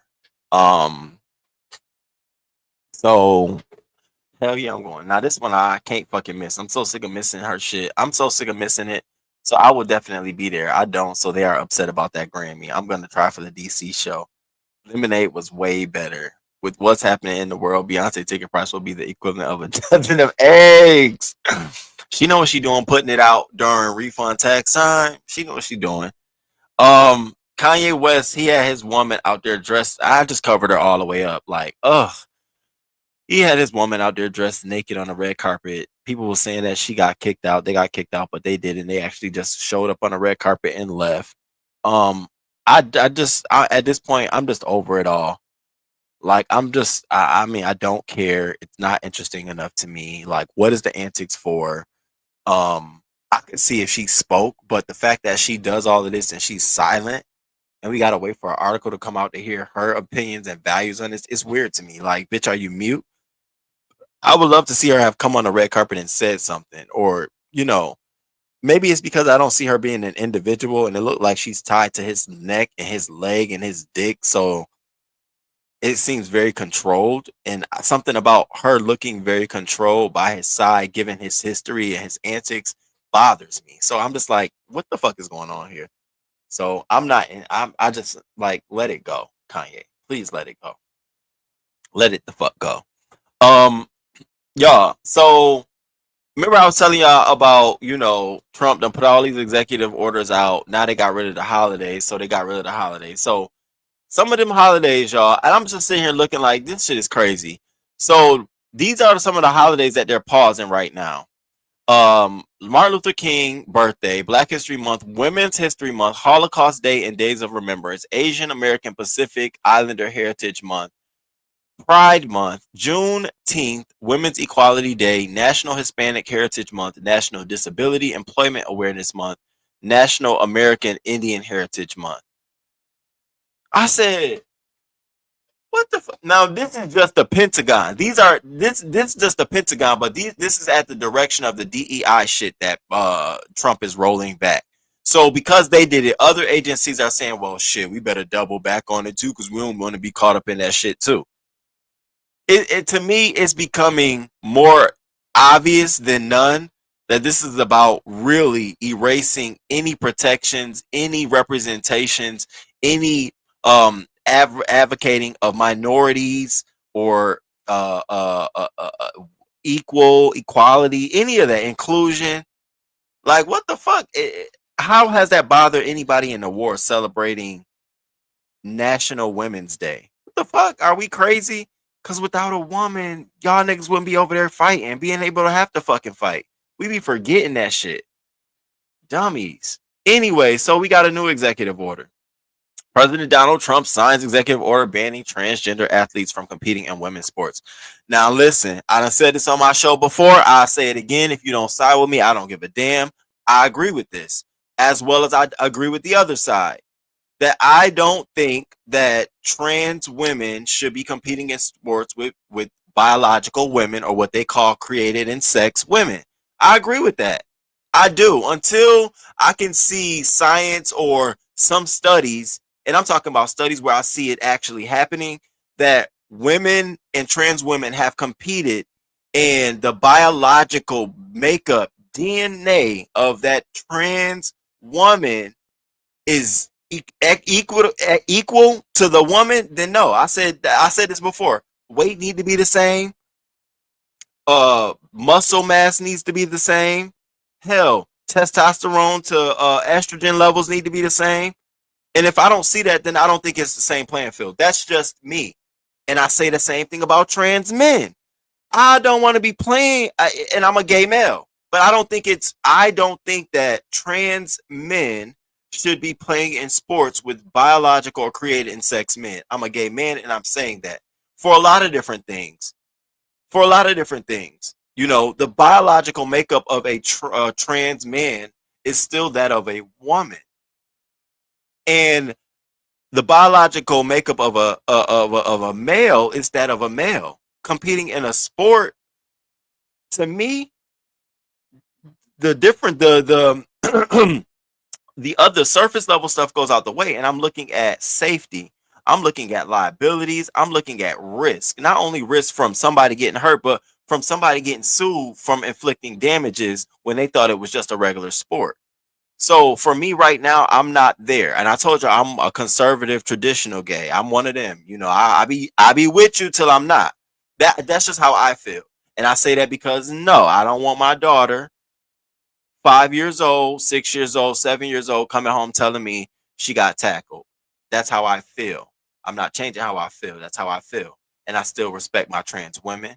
I still respect my trans men. And I absolutely do think that if they want to play sports, they should be able to play sports. But when I'm talking about competitively in school where we're dealing with impressionable children, not right now. I'm not there. Now, when it's adults, voluntarily, if women say, yeah, it's cool, I have no problem with that. But as regulation, I feel a kind of way. That's just me. It is what it is.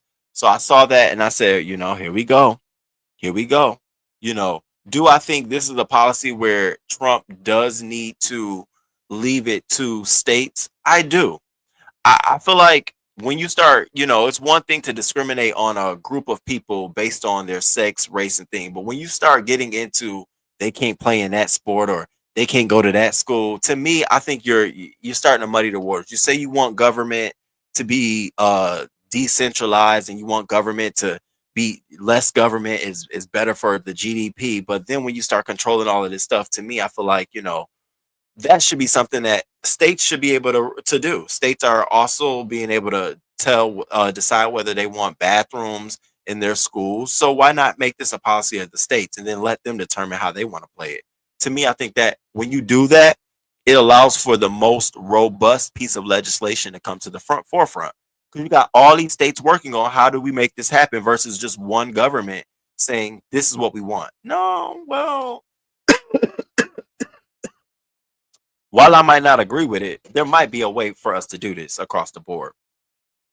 So that executive order is out here, y'all. You can, on a mass scale or even a minor issue, y'all can kill me. Y'all got trans folks bum rushing y'all daughters. And you're right. It's not like it's a major issue that requires them to even have this piece of legislation. Again, I think it shouldn't be at the federal level. Something shouldn't even be something Trump feels like he has to decide. To me, it's a popular thing. He wants to, showboat for these white men, who are very conservative, those Republicans. So now, as we mosey over a couple of things, do y'all feel bad for him? I don't. So Cuban MAGA activist Hector Luis Valdez Cocho has been arrested by ICE and could be sent to Guantanamo Bay. And who feel bad? I do not feel bad for these men. I've been seeing more and more of this, you all, where here they holding up Trump 2024, let's go Brandon. And then in the next picture, they getting arrested by ICE and sent to Guantanamo Bay. That's your fault. Listen, I don't feel bad. He don't feel bad. Not at all. I do not feel bad at all. And they talking about what about the kids? What about their parents? I ain't tell their parents if they thought about their kids, they would have voted right. So you want me to think about their kids more than they did? Bitch, I throw all of them in the pot. Hey. What you want me to do? I support your restaurants. I go get the meal. All we ask y'all to do is vote. Vote the right way. Now y'all want to vote because y'all feel like Kamala was a woman and she cared about all these social liberal issues. Well, what the fuck y'all think Trump cares about? Money. The promoting of white ideas. The promotion of the white race and the future of the white race. Come on now. Y'all thought y'all was white, didn't y'all? I be telling y'all, see, this shit right here gonna remind y'all ain't white, bitch. Y'all are not, y'all same color as me. And let me be clear, I'm not talking to all. I'm talking for those who specifically voted for Trump. Now, my Latinos who was with us, bitch, hola, bitch, I'm with you. Bitch, We gonna need y'all in 2 more years, bitch. Like we need y'all. Y'all need us. We together, lock and toe. Even with the Asian Americans who voted, we all together. All of us minorities got to be together. But you ones, even the black ones and the Hispanic ones, we ain't got time. Let them struggle in their issues. I'm waiting till it get around to them black men around there in what I think it was Michigan, Missouri, one of them states where they voted for Trump because he was gonna come in and get all the immigrants out so they can go in and work at the plants. Y'all think y'all finna get them jobs? Y'all think y'all about to get them jobs? Oh, okay. I'm gonna be here to report on it, and I'm gonna be laughing in y'all faces too, fools. And then also, did y'all now this? One thing I love about me some Jasmine Crockett, y'all, is that Jasmine Crockett represents to me the modern day young adult in politics. She says it like she means it. She keeps it very simple in layman's terms. She doesn't put a lot of fluff on it, and she keeps it a whole fucking buck. So I love me some Jasmine Crockett. I love the way she's keeping these Democrats in their place. But this recent thing that she said to me, it was so resounding. And I wanted to touch on this as we get away from Trump and we go into some more hot topics. I wanted to leave on this note. Y'all stay woke. Y'all stay woke now.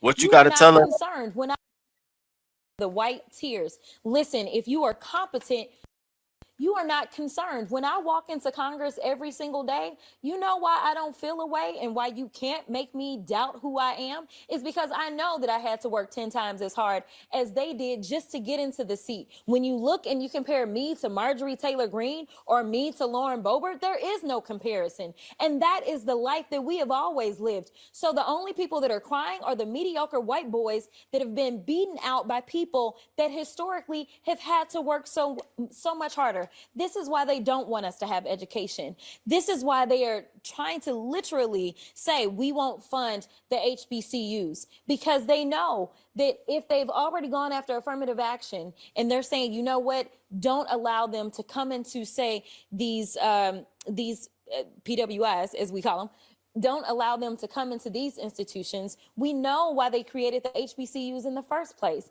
It was because they wouldn't allow us into the white institutions. And so now they're not allowing us in. And now they're saying, you know what, we're also going to defund the HBCUs. You know why? Because they don't want any more Kamala Harris's. They don't want any more Jasmine Crockett's. But I got news for them. I don't care what they do. We will fight to the end to make sure that we get our due. Because again, if you want to talk about the people that shouldn't be in this country, you probably need to look in the mirror. Because the last time I checked, the Native Americans who some of ICE have been rounding up, or the Puerto Ricans who are absolutely Americans, listen, the only people that came and colonized this place are your ancestors, Trump.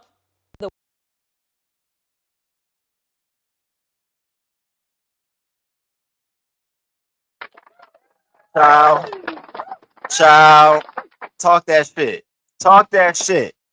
Talk that shit. We ain't going nowhere. Jasmine summed it up. We ain't going to motherfucking place. What? I know that the government, whatever can't stand us black people, he doing everything in the world to make black man be extinct. But I'm gonna tell you one thing, us black people gonna survive. Yeah. So fuck everybody. I'm off. Fuck everybody. I'm off, bitch. What? Shout the fuck out. Shout the fuck out. So let's move right along. So y'all, we got to talk about this really. We got to talk about it. So have y'all heard? Wait, hold up. Have y'all heard? I need 20,000 at the end of the day for my lipo. Okay? 20,000. 30,000. Have y'all heard about Onija? This woman here, the American woman in Pakistan, reportedly returned to New York City after viral saga. Baby, I got my whole fucking life. You don't say nothing. He's not talking right now. I'm still talking. I need 5,000 a day, and I need 10,000 right now in my pocket. And all of the workers back there, they gonna get 5,000 a day.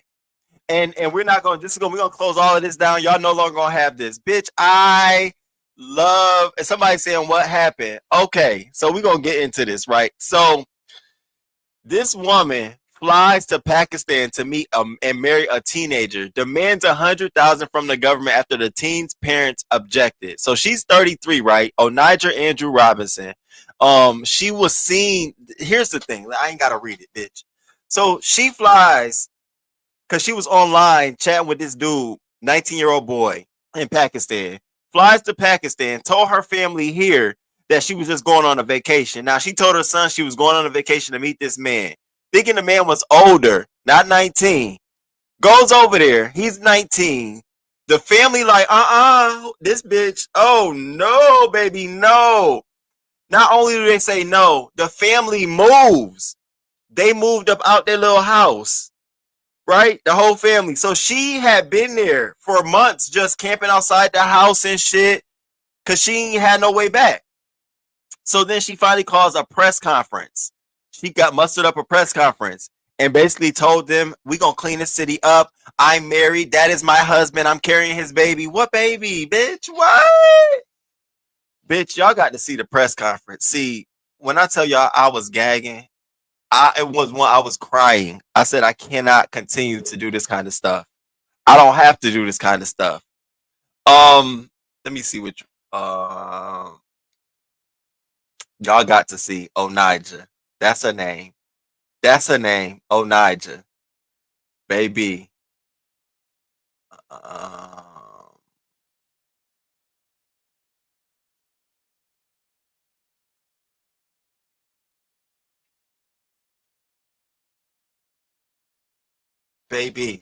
Baby. Who said that's Trish? Who said that's Trish? Wait. That's Trish? Oh, Deanna said that. Too much. That's it. Now, hold on. Before we get into this, and thank you so much. I saw this though. Lexi, these kind of comments mean a lot to me. For real. I'm way behind, but I'm loving this show. Thank you so much, Lexi. When you catch up, I really do appreciate it. Cause y'all know you be feeling like, damn, is it content? Is it good? But I'm glad y'all flowing with me because I'm enjoying talking about it with y'all. So, y'all, this is the press conference, right? This is the press conference where she tell him to shut the fuck up and let me talk. Bitch, what? What? And mind you, he was speaking in his native tongue, trying to interpret what she was saying. She tells him, he done. I don't even know if he's saying what I'm saying right now. He done. We're done. Now, I kept asking myself, how is they letting her get away with this? But you know what? Over in their country right now, she's a celebrity. Like, people are loving to take pictures with her. Women are reaching out to her. Now, mind you, mad agencies, even the king of one country, gave her a plane to get her back to America. But she's saying, hell no, bitch, we won't go. No, we won't go. Now, the son came out here and made a statement and said, my mom suffers from, I think it's either bipolar or some mental health, a mental health issue. And that she was supposed to come, but she doesn't want to come. So we're going to send for her. And she was supposed to get on the plane to come, and she had issue with her passport at the Pakistani government. I don't know, but y'all got to get into this shit. Baby, this is what I live for. Yes, that's it. Yes, I'm saying. ये भी देखें, यही मेरी बात की तारीफ कर रही है. You talk too much. Thank you. Have a good day. Just have a seat, sister. Have a seat. Please, sit. Please, sister. Please. 5 minutes, please. Sister, please. No. बिस्मिल्लाहिर्रहमानिर्रहीम. सबसे पहले तो मैं अपने मीडिया के तमाम दोस्तों का और भाइयों का शुक्रिया अदा करता हूँ. और ये जो सिस्टर हैं, वो आप सबको गुड मॉर्निंग कह रही हैं. I came here to visit today, to fix up this place, to reconstruct this place. Okay, for Mr. Chipper. Thank you. And that's all. Thank you. Have a good day. Just have a seat, sister. Have a seat. Please, sit. Please, sister. Please. 5 minutes, please. No. I said what I had to say. Your next door, please. नहीं, वो नहीं जाएंगे. असल में शाजी, इनका मामला थोड़ा सा जहनी का भी है कि जहनी तौर पर जो है ना, just sister, please 5 minutes. No. Please 5. I got things to do. Okay, just come inside. Come here. हाँ. If you know where Nidell Hamid is at, let me know, please. Thank you very much. I'm his इनको wife. मतलब है कि ये बार-बार यहाँ पूछे. I'm going to my husband. Where is your husband? What's your plan now? It's not. Come here, please come here. Listen, Come. shh. Please. Be quiet. I'm not sitting down. My plan is to reconstruct this whole country, okay? I'm asking for 100K or more. I need 20K by this week, okay? In my pockets, in cash, okay? That's a demand to the government. The government is gonna fix up these buildings, fix up the streets, and clean up these streets. It's ridiculous out here. I do not like it, okay? I would love for you guys to please understand that Pakistan is in need of new buses, new cabs, new cars. Please listen to what I'm saying. Hold up. Y'all, can you imagine going to somebody's country and telling them what they need? Can you imagine? Bitch, this is only in Pakistan can somebody go and say, y'all need new buses, we tearing this shit down, y'all need a new government, please stop talking to me. Bitch, I was having a field day, baby. What? My name is Onija Ahmed. Please understand. Thank you very much. Have a nice day. अच्छा भाई साहब, मैं इस मौके पर ये कहना चाहूँगा कि सबसे पहले तो आप तमाम मीडिया का बहुत बहुत शुक्रिया कि आप लोग जो है वो तशरीफ़ लाए. अब कल हुआ सिलसिला ये है कि कल रात में जो है वो कराची का जो टीपू सुल्तान थाना है उन्होंने राब्ता हुआ तो उन्होंने हमें जो है ये हमारी अमेरिकन सिस्टर जो है, my dear American sister. I'm from Pakistan. Respect to the law. Okay. Respect for the law. Okay. Respect to Allah and respect to God. Do you hear me? तो ये मतलब कह रही है कि भाई मुझे आप पाकिस्तानी कहें. Yes my Pakistani sister. Okay sister, it's ना ओके. तो अब जब जो है वो टीपू सुल्तान थाने की मार्फत हमारे पास ये आई तो बात ये थी कि पिछले 2-3 दिन से आप तमाम मीडिया के दोस्त और आप तमाम मीडिया के भाई गवाह हैं कि ये बेचारी जो है वो कराची की सड़कों के ऊपर कभी पार्किंग में, कभी एक सड़क के ऊपर, कभी दूसरी सड़क के ऊपर जो है ये दर बदर मतलब है कि वो बेचारी घूम रही थी, परेशान थी. और इस परेशानी को जो है वो कम से कम मुझसे नहीं देखा गया. तो मैंने जो है वो जब मुझे पता चला कि ये कल शारा फैसल पे जो है वो okay. और फिर उसके बाद जो है वो Listen, I hope he's saying the right things, okay? Like I said, Pakistan needs to be reconstructed the right way. Do you hear me, guys? Make sure y'all get this on your camera. I'm married to Nidell Hamid. I'm Onija Hamid. We are moving to Dubai very soon. We're going to have our baby in Dubai, okay? I have my son, Jeremiah Robinson, Sire Pitt. His father is William Pitt. Jeremiah's father is Lewis Thomas. They will. Hold up. First of all, this bitch, did y'all hear her? I hope he's saying, I don't know what he's saying. I hope he really saying what I want him to be saying, but I hope he's saying what I want him to be saying. This the other one that got me. Bitch. Woo! Everybody says she gonna get caught up. They actually enjoy her over there, y'all. It's the weirdest shit ever because in their mind, she's like this celebrity or something. So everybody trying to hear her speak. And think about it. For the journalists, they writing pieces and they getting clickbait and they getting people traffic to their website and shit. They love this and they filming her and she's signing autographs and shit. People giving her money. I'm like, that's all you had to do is go over there and tell them about their shit. I mean, you must got to look a certain way.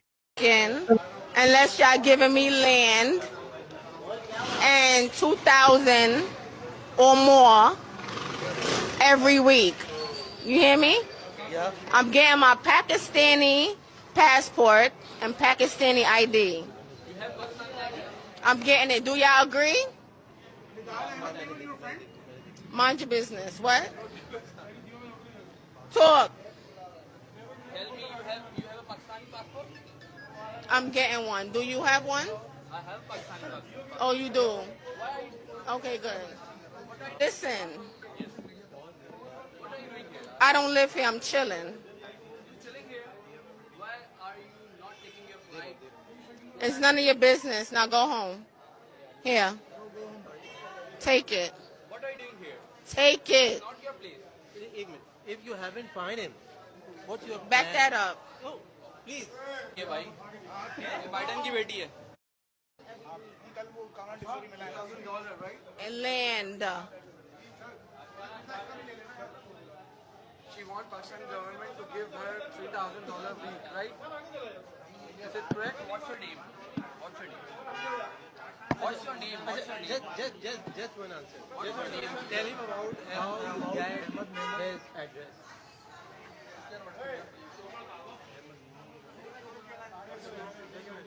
What's your name? What's your name?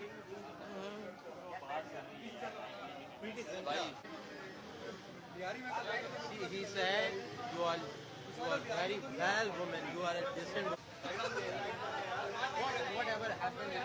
Whatever happened with you? Put the Jeddah International Airport. Yes. Yeah. Take them down. How long your relation in regard? Your relation with Take the airport down. That's some terroristic shit to say. You say that shit in America, bitch, you going to jail. On news like that? And look at her face.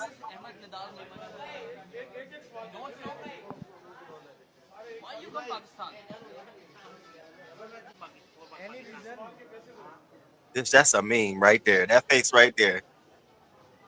That's how I be feeling about some of these bitches. Just like that. No response. Just like that. Listen. Jeddah International Airport needs to go down. Do you hear me? Once it go down, y'all can get out. Bro, what?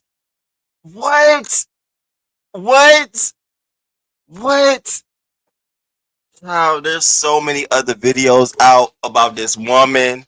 I don't know. If you ever encounter her, stay the fuck away. So she's trying to get back here to be back here now. I think eventually, she gonna get some charges on her because she's talking about take the airport and shit down. What are you doing? What are you doing, Onija? Her son came out here and said her and that guy knew each other. Like before she went to Pakistan, she was only supposed to go to Pakistan to meet him and his family on just a vacation. When it was time for her to come back after the 2 weeks, I was trying to convince her to come back. She refused. She refused. Then Nido did not deter, and she was supposed to return back on January 15th.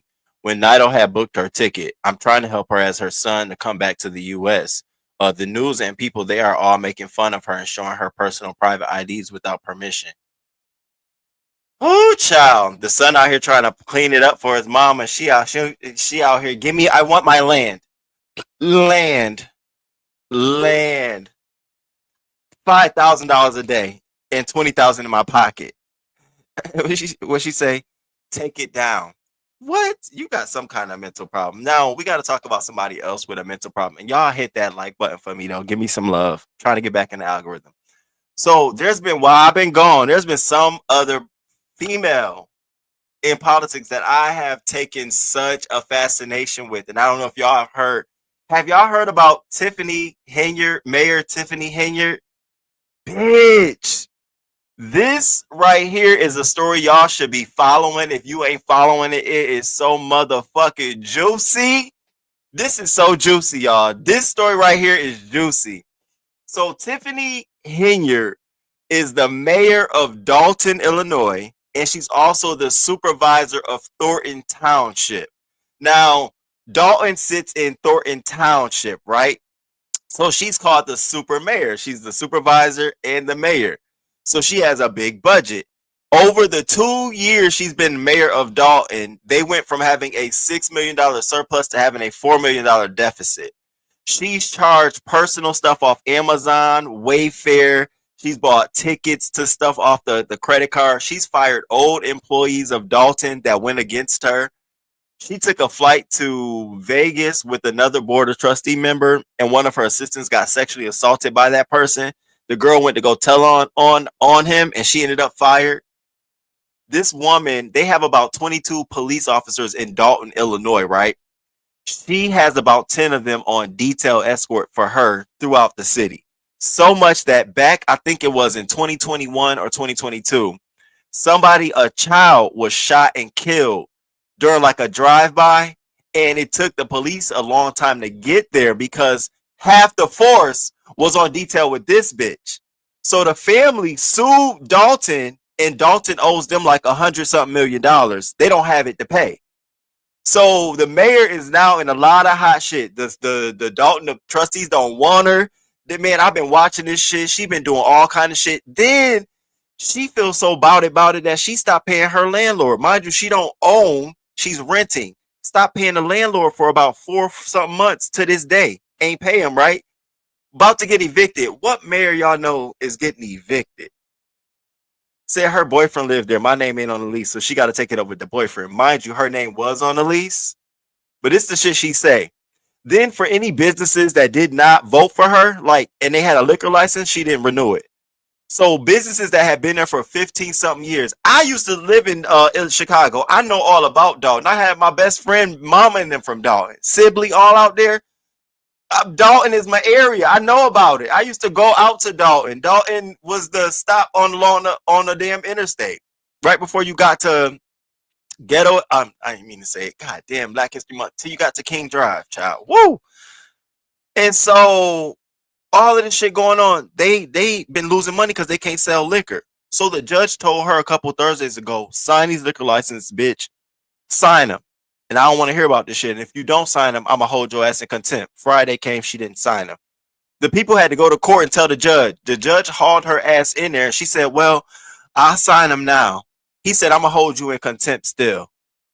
She just don't give a fuck. She firing people. People have been displaced. She keep talking about she's going to give a $2 million out to every property owner, which equates to $5 a person. So she had a town meeting. This is the kind of shit she do. She put billboards up all over the city like this with her name in large print. And she's off. She talking about senior services, but the main thing is Tiffany A. Henyard. You see that? Oops, somebody else know the story in the chat. Yes, come through, come through. Who said she already been evicted? Where you at? Where you at? She has. Hey, King Roman. And yes, she's been evicted. Damn. Damn, friend. Let's talk about the police chief. The girl fired the old police chief, brought in a new police chief who was barred by the state because he didn't pass some exams, nor could he hold a gun. She hired him anyways, didn't even get board approval. Oh, baby, and she fighting with the board. It's so many videos. You type Tiffany Henyard in that YouTube, you should see the board fights that go on. They are literally so fucking funny to me. I was trying to share as much as I could on both channels, but so they recently had a board meeting. Bitch, they had a board fucking meeting. And it went crazy. It went crazy. So at this board meeting, what was happening prior to this board meeting, certain board trustees wasn't showing up because they didn't want to vote on the shit she wanted to vote on. Like she wanted to vote on the appointment. Now, mind you, she hired her boyfriend and one of her friends as an employee. So the board came in and they voted to motion to terminate them motherfuckers, and it passed. And once they did all of that shit, they were done. So it was time for public Q&A. So now there's this activist. He's very vocal. He vocal. Shit, he just like me, bitch, because he went up there and said what the fuck he wanted to say. Now, mind you, he didn't have to say it, but he said it. So he got up to the podium, and now the new trustee that was voted in that's helping them to get Tiffany out, that's holding that vacancy, her name is Stephanie. She's a white woman, but she's been there for years and they love her. You know, this is one of the ones where we say we got an exception. Hey, girl, hey. So he went up there and said, we trading your black card out, Tiffany Henyard, and we giving it to Stephanie because we want your bitch at. We want you to get the fuck out of here. And then he must have said something like, we gonna get you, bitch, and dropped the mic and walked off. Well, her boyfriend at the meeting was like, oh, hold up, homie. Him and his goon. Now, mind you, this is the mayor's boyfriend. How ghetto. How tacky. So he stood up. So the dude turned around and all hell broke loose. But that's not it. We're going to watch the video. Who else you think ran and jumped in the fight? Got their wig thrown, got their head knocked on the table. Who else y'all think did that? Yeah, the mayor did. The mayor glid across that motherfucking floor. I said, why you gotta be like this? Like, I mean, why you got to be, baby, it was covered everywhere. And people who wasn't even following the story was looking like, I was like, yeah, that's Tiffany Henyard. That's what she gives doing a board meeting together. That's his name, Jedediah. Yep. So here we go. Hold on, y'all. So, and y'all hit that like button too. I'm so glad so many of y'all watched this too. Her wig got knocked off, child, and I hope she wasn't running around there. Anybody find my wig? Anybody seen my wig? My wig done fell off. She has a record of car theft. Stop. Y'all get into this. You would rather take a vote that we're gonna exchange your black ass for Stephanie be the new member of Congress. So all those in favor say, all those against it say nay, all those in favor say aye. You gone, bitch.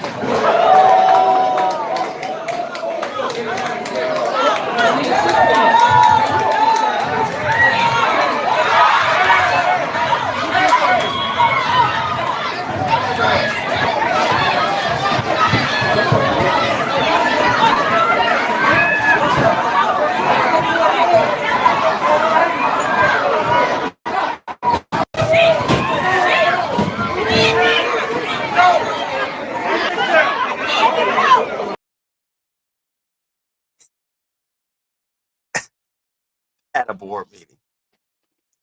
How people were saying like, damn, she got her ass knocked the hell out jumping in. I said, wait, what? At a board meeting? Damn. So she went on the news to say it wasn't me. They had a knife. Now you ain't see no motherfucking knife. Your boyfriend is the one who started this shit. I hope you broke up with his ass, his funky ass. And so now she all of a sudden they're trying to set me up. No, bitch. It was no setup. First of all, Tiffany should have really, as a mayor, as an elected official, she should have set this one out. Like, I get it. But there's nothing you could have done, ma'am, that the police officers couldn't have done. First of all, your man shouldn't have tried to fight at your shit. Like, please don't try to fight nobody at my job for me. Please. Are you dumb? This the bag. No charges came, of course, because if charges came, it was going to be on them. And so, of course, ain't nobody filed nothing. We ain't seen nothing yet. So, elections are in April for Dalton. So, we watching all this shit play out. There was a special meeting recently that she didn't show up for. And so, I'm like, oh, she going to play this shit all the way out until elections. She thinks she's going to come in under a slide vote. But what slide vote? Everybody wants her out. Everybody wants her out. Notice who front stage for the content. Annie, good morning. Good morning. People are tired of folks playing in their face. Scammers, be aware. Okay, Yuna, when I tell you this board meeting, baby, Lady Tia, it was every fucking thing. It was everything. I thoroughly enjoyed it. So, moving right along. So we did talk about this, y'all, about Target. But Pastor Jamal Bryant is calling for a 40-day fast from Target over into DEI policy. Now, here's the crazy thing. We don't even need, here's how I feel about boycotting places, right? If there's an alternative, no problem to boycott. But it's hard to tell someone to boycott something and there's no alternative. That's why Walmart done the same thing, but they're not boycotting Walmart because there's no Walmart alternative. Some communities only got a Target near them. So for me, it's if you can find an alternative, if you another place where you can go, why not? But to literally tell people to boycott this place that's been here, no, but you can do other things. There's a lot of other things you can do. So one thing is they're suing the folks are suing Target for one, because they feel like Target defrauded them. And for two, there's been their share price fell 22%. On November 20th, 2024, wiping out about $15.7 billion of market value after it forecast disappointing profit in holiday sales. So they're already facing this sharp price in sales. Now Target stock has plummeted even more, and now they're being sued by shareholders for failing to disclose the risks of potential boycotts stemming from the cancellation of their diversity programs. So My thing is, oh, for businesses, you can say play that DEI shit, but it's gonna come get you. Cause see, that black dollar does matter. It does matter. It matters a lot. The one thing though is, like I say with Walmart, only if you can find an alternative. The only way we can remedy a Walmart is if there's a Walmart alternative. Amazon is not a Walmart alternative. In convenience and in price, it's not. So it'll be hard to do that. But if you can find, you go there to the grocery shop. Is there another place you can go get your groceries at? That's the same price. You gotta ease off of it. You can't just, we're done today. You go spend up all your money driving 2 hours away to another bargain place. No, you gotta ease into it. Let's be strategic about it. Maybe we may boycott. What do black people buy from Walmart a lot? What's the top items? If it's a certain product, maybe we start with that product. Let that vendor fill it at that store. See how it works?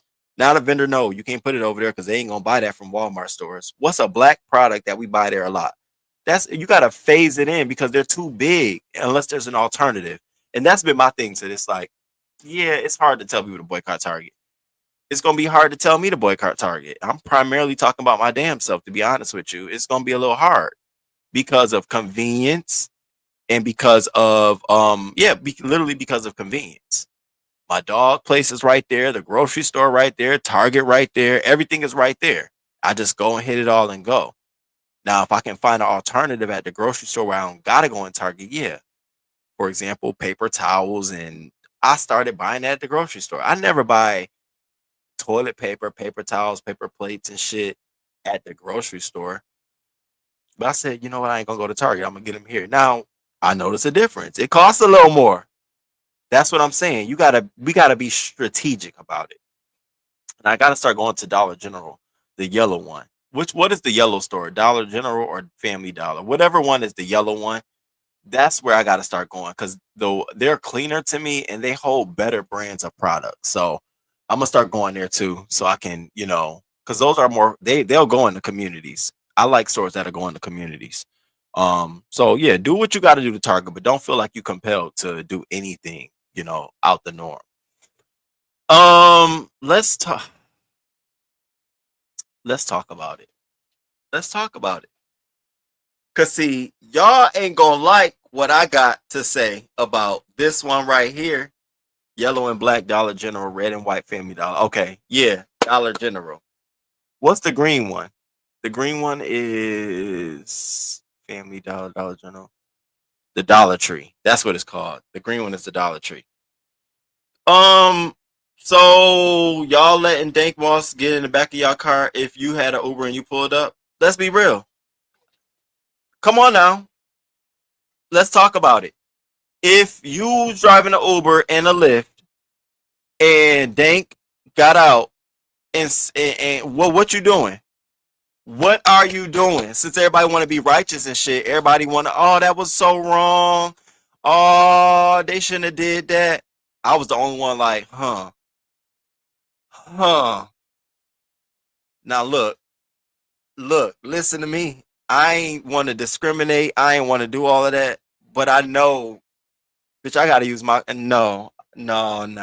Wait a minute. What I would have done, though, he was wrong about his approach. He was thoroughly wrong in his approach.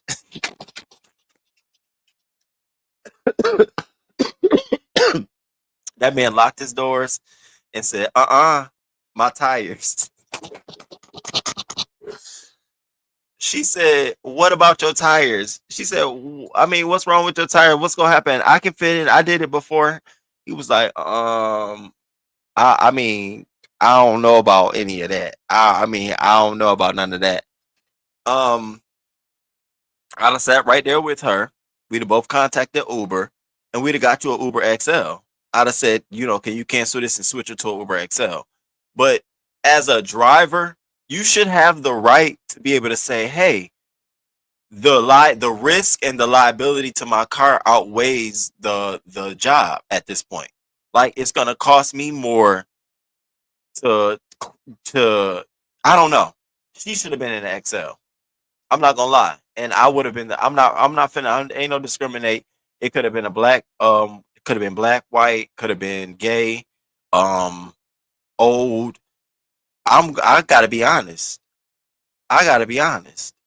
And maybe that's something Uber needs to take into account. Like if the driver, I don't know because I don't drive for Uber, but if the driver is uncomfortable, are there some controls on their side for them to say, I don't know Dank. I don't have a problem with Dank at all. I don't, I don't have an issue with her at all.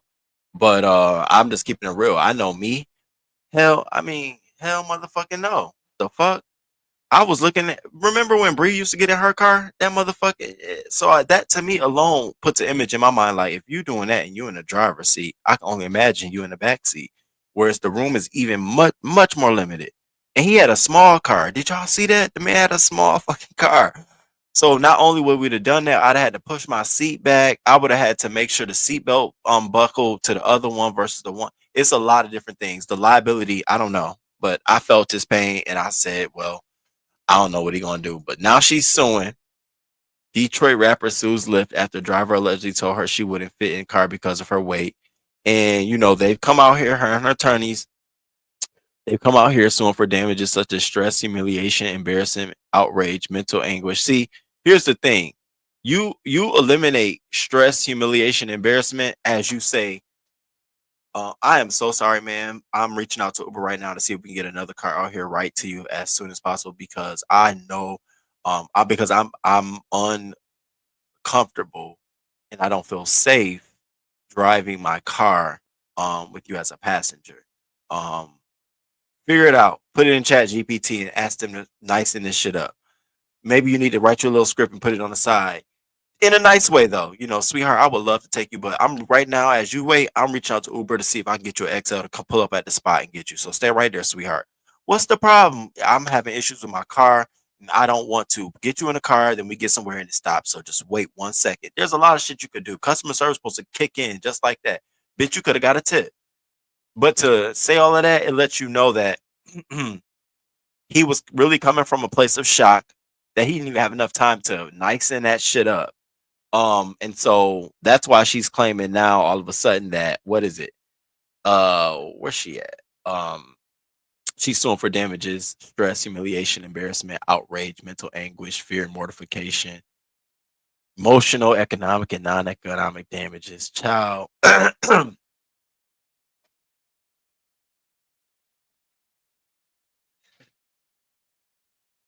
You needed to ask her.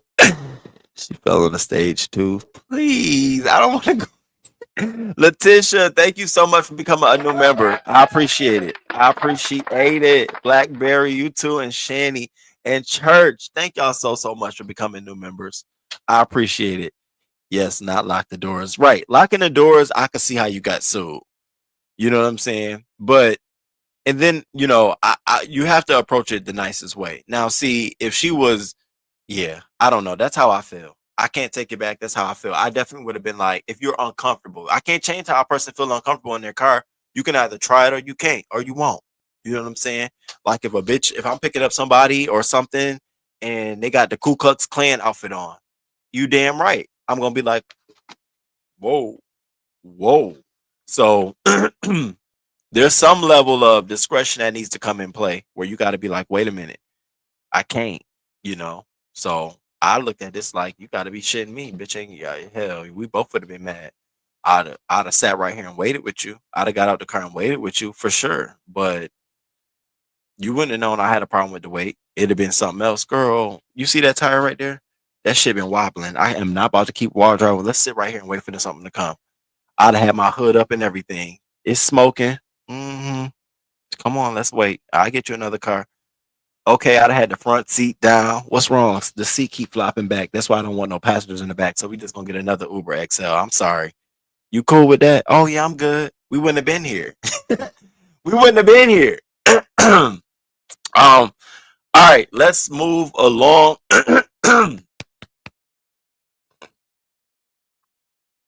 My sinuses are really now starting to go flow. Let's get into.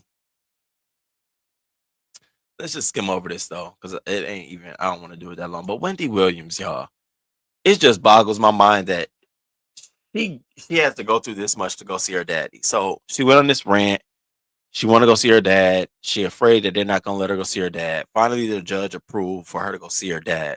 It was weird because she was talking on a radio station looking outside her camera in New York City, and they were just filming it. And she was out the window. I want to see it. I just they won't let me see. Oh my God, my dad, my dad, my dad. So the judge did agree to allow her to go see her dad, but he also said that he's prohibiting Wendy from any further contact with the media. The decision, which reportedly aims to protect her well-being and privacy, has further fueled public outcry from fans who believe the guardianship is unnecessarily restrictive. So we went from her being able to talk to the media and questioning whether she can go see her dad to now you can go see your dad, but you can't talk to the media.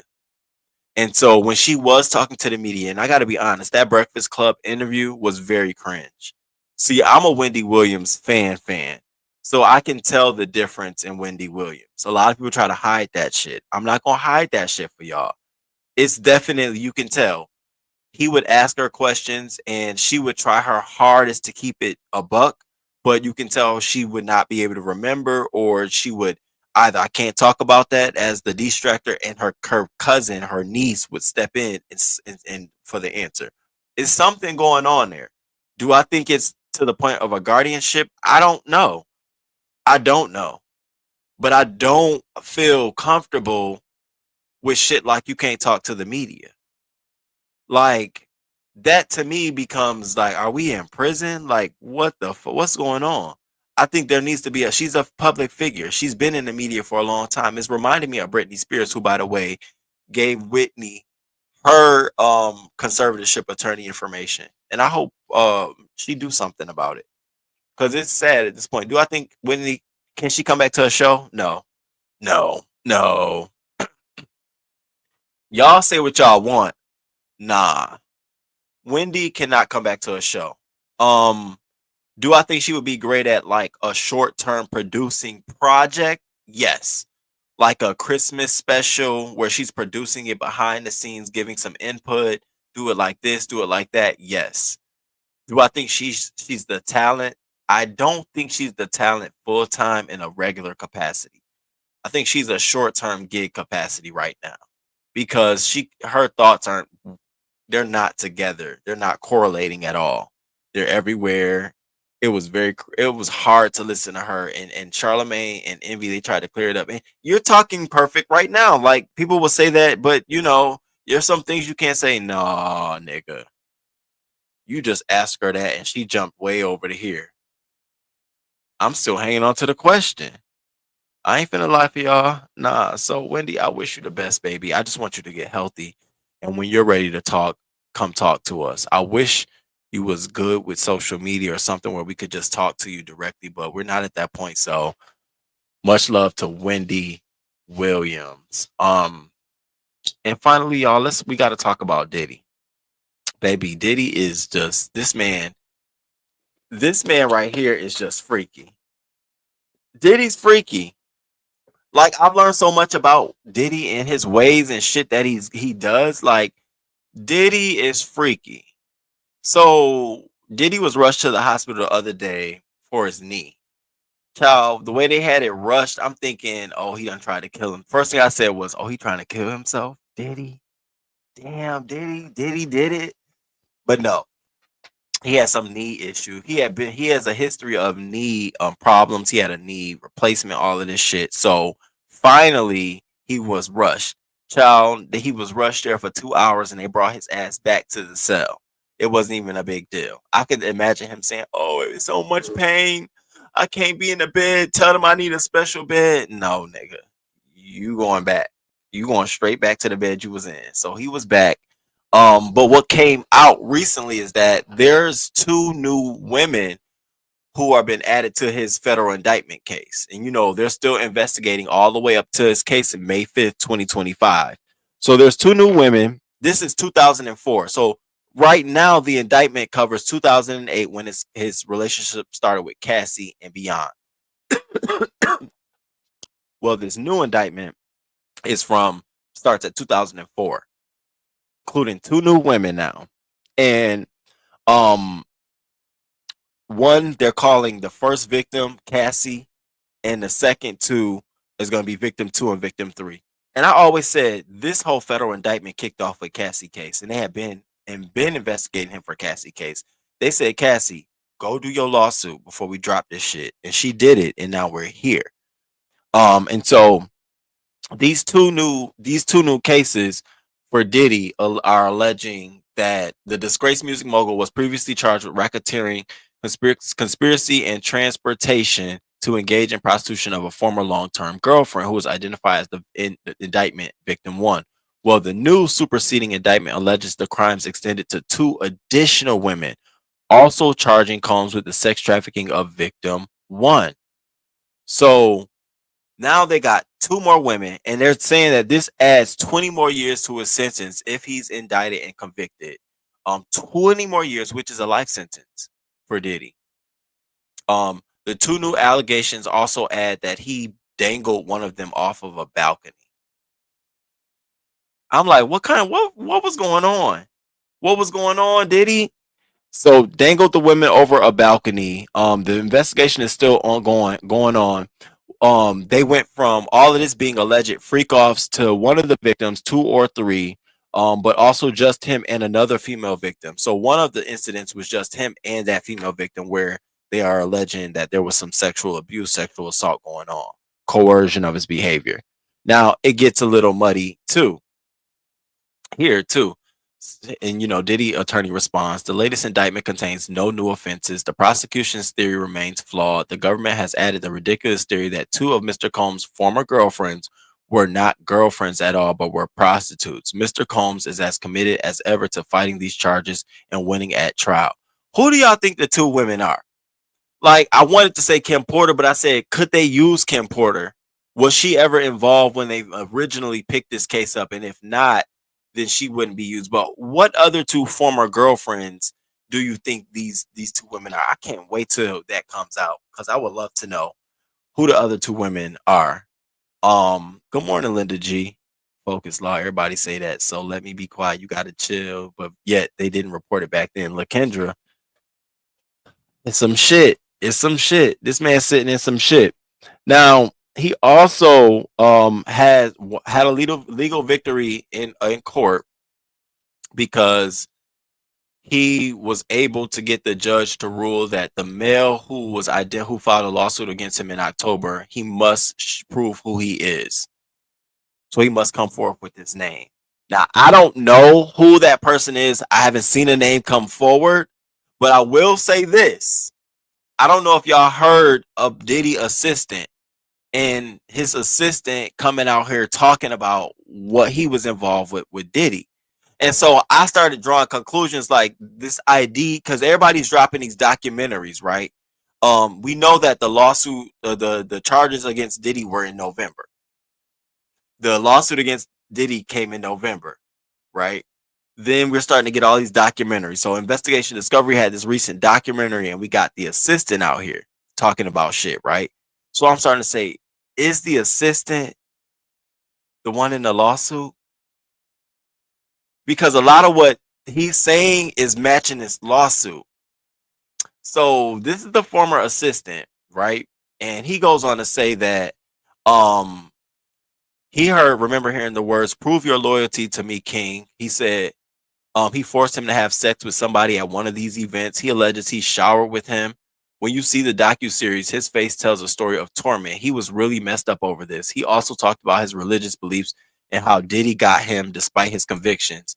Pines filed a lawsuit in December 2024 accusing Diddy of sexual battery and harassment.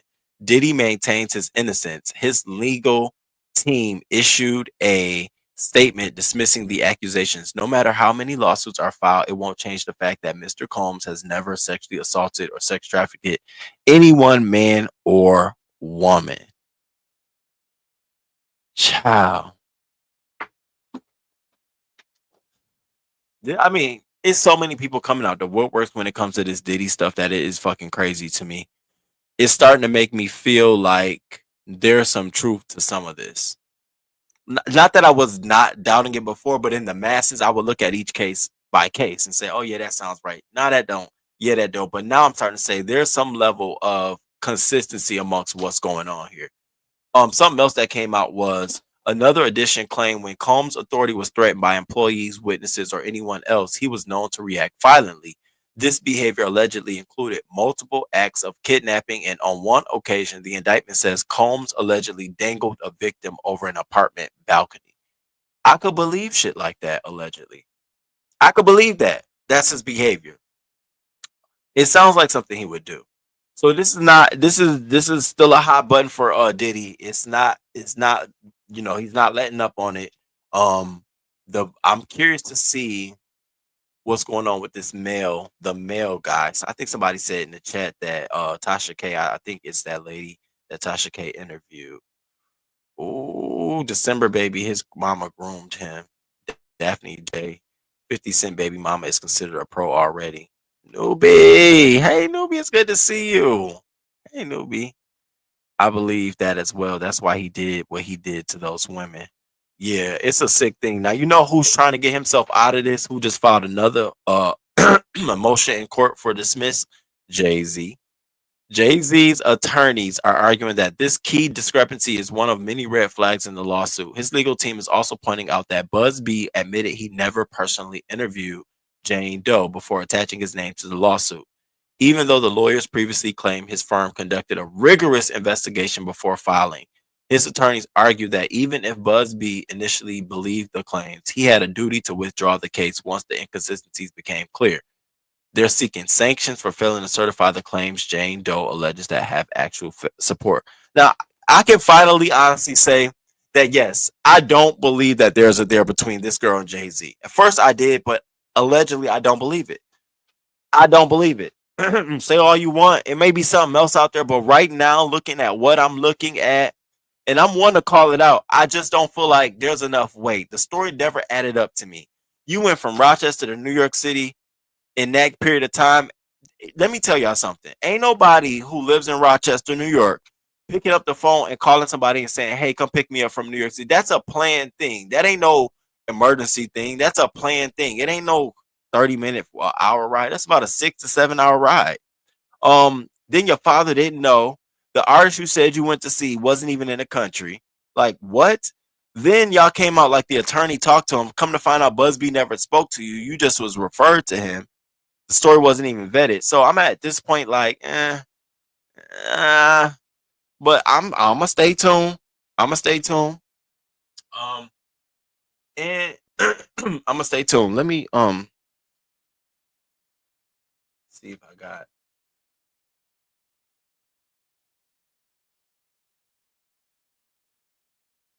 Okay, I played it. All right, y'all. I think that's all I have for y'all today. We covered so much motherfucking shit. Shout out to Septima Clark. We talked about her during Black History Month. She was the civil rights educator. She taught a lot of the folks who learned how to vote that came through. All 25,000 of them, some at times, came through Septima Clark. And she's a huge reason why I think it's so important that we should support Black teachers. So we made a donation today to Black Teacher Project for $25. Shout out to the Black Teacher Project. Also celebrating today. Yesterday was Trayvon's Martin. We wanted to send him some love. Rico's birthday was yesterday as well. Happy belated birthday to you, Rico. And then I also wanted to pay a tribute to Irv Gotti, who passed away so untimely yesterday from a stroke caused by diabetes. So sending much love to him and his family. We also got into this morning about why education is so important, and we broke it down all the way into these executive orders and the impact they'll have on Black children, and why we support organizations like the National Association, the National Alliance of Black School Educators. We also got into some hot topics this morning. We talked about the Super Bowl. We talked about Kendrick performing, and if not like us, it's gonna be played. We got into Beyonce and her win. We talked about Babyface and the craziness that went on with that. We got into Cowboy Carter, and if you're gonna be at one of the shows, glossed over Kanye West. We got into Niger. Okay. Niger. We talked about Tiffany Henyard. We got into Target. And I think this Tiffany Henyard is a really good story for you all to follow if you're interested in it. We talked about Target today, its DEI policies, and how sometimes it will backfire on you, and how they've lost so much in their stock price and how it's plummeted. We talked about Wendy Williams and what's going on with her. Amid her father, she did get approval to go see her father. However, she can no longer talk to the media. We talked about Dank Moss suing Lyft because they refused to give her a ride, which I thought in theory was wrong, but I do think there was a way for both them to come together to solve that. And then we closed on Diddy, Diddy, and the updates with Diddy and how JayZ is trying to pull himself out of it. And it seems like up until they're in the case, which is on May 5th, 2025, they're going to be investigating and finding more things and enough time to give Diddy and his team enough access. Diddy got denied access to all of the Cassie videos. So in the discovery by the prosecution, the federal prosecutors, they've listed a whole bunch of videos that they have from Cassie or about Cassie, and Diddy's team requested access to see those in discovery, and the judge denied it. And I said, wow, okay, I wonder why the judge denied that. Maybe because I feel like they're going to try to leak it to the public or get ahead of it some way. So that happened too. Shout out to Blue Ivy Carter too, looking like her mama, looking like your mammy, looking like your mammy. And remember, Black history is how we survived it. Okay, we want to talk about how we survived. And that's all I got for y'all. Thank y'all so much for y'all time today. Please hit that like button. Tomorrow, I'm doing a run it back for members only on King Roman on Go. So if you are a member over there, I'll be live in the morning. And then Saturday, we're gonna do our call-ins for all the different things that done happened throughout the week, baby. We're gonna do a call-in on Saturday. Now, y'all know, and I'm gonna say this over here. Y'all know how the call-ins originated. They originated literally out the chat. Y'all said, Roman, open the call-in up. Let us call in. We got something to talk about. And I did that, and it turned into a thing. You should do it every Saturday. And so we did that. This wasn't me trying to be like anybody else. I heard another content creator, oh, he's trying to be like Sean Bradley. It's just like, child, you want my attention so bad. It was really organic how that came about. I don't have to do call-ins, but I think it's really good for it gives the subbies a voice. So we're gonna do that next Saturday, okay? And I really appreciate y'all for being here. It made me feel good. Like I'm definitely coming back so we can talk. Go support Black Teacher Project if you really want to support teacher organization. That was really our thing today. And on that note, Joseph.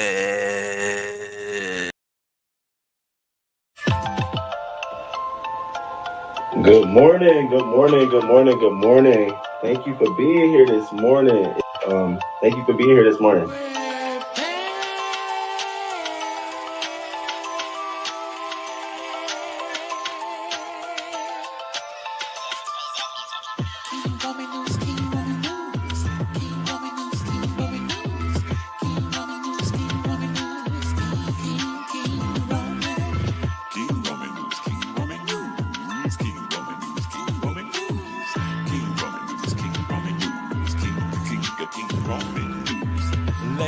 Let's go.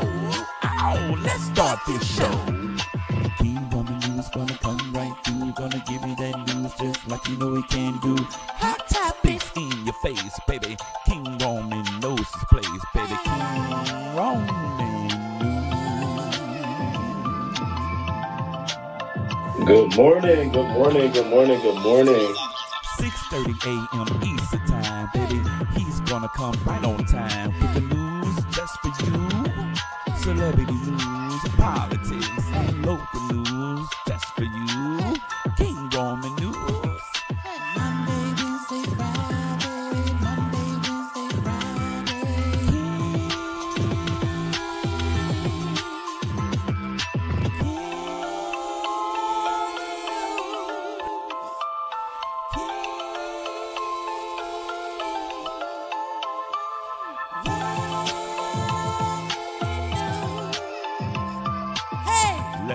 Let's go. Hey, let's start this show. King Roman News, coming just for you. King Roman News, coming just for you. 6:30 a.m. Eastern time, Monday, Wednesday, and Friday. King Roman News, King Roman News.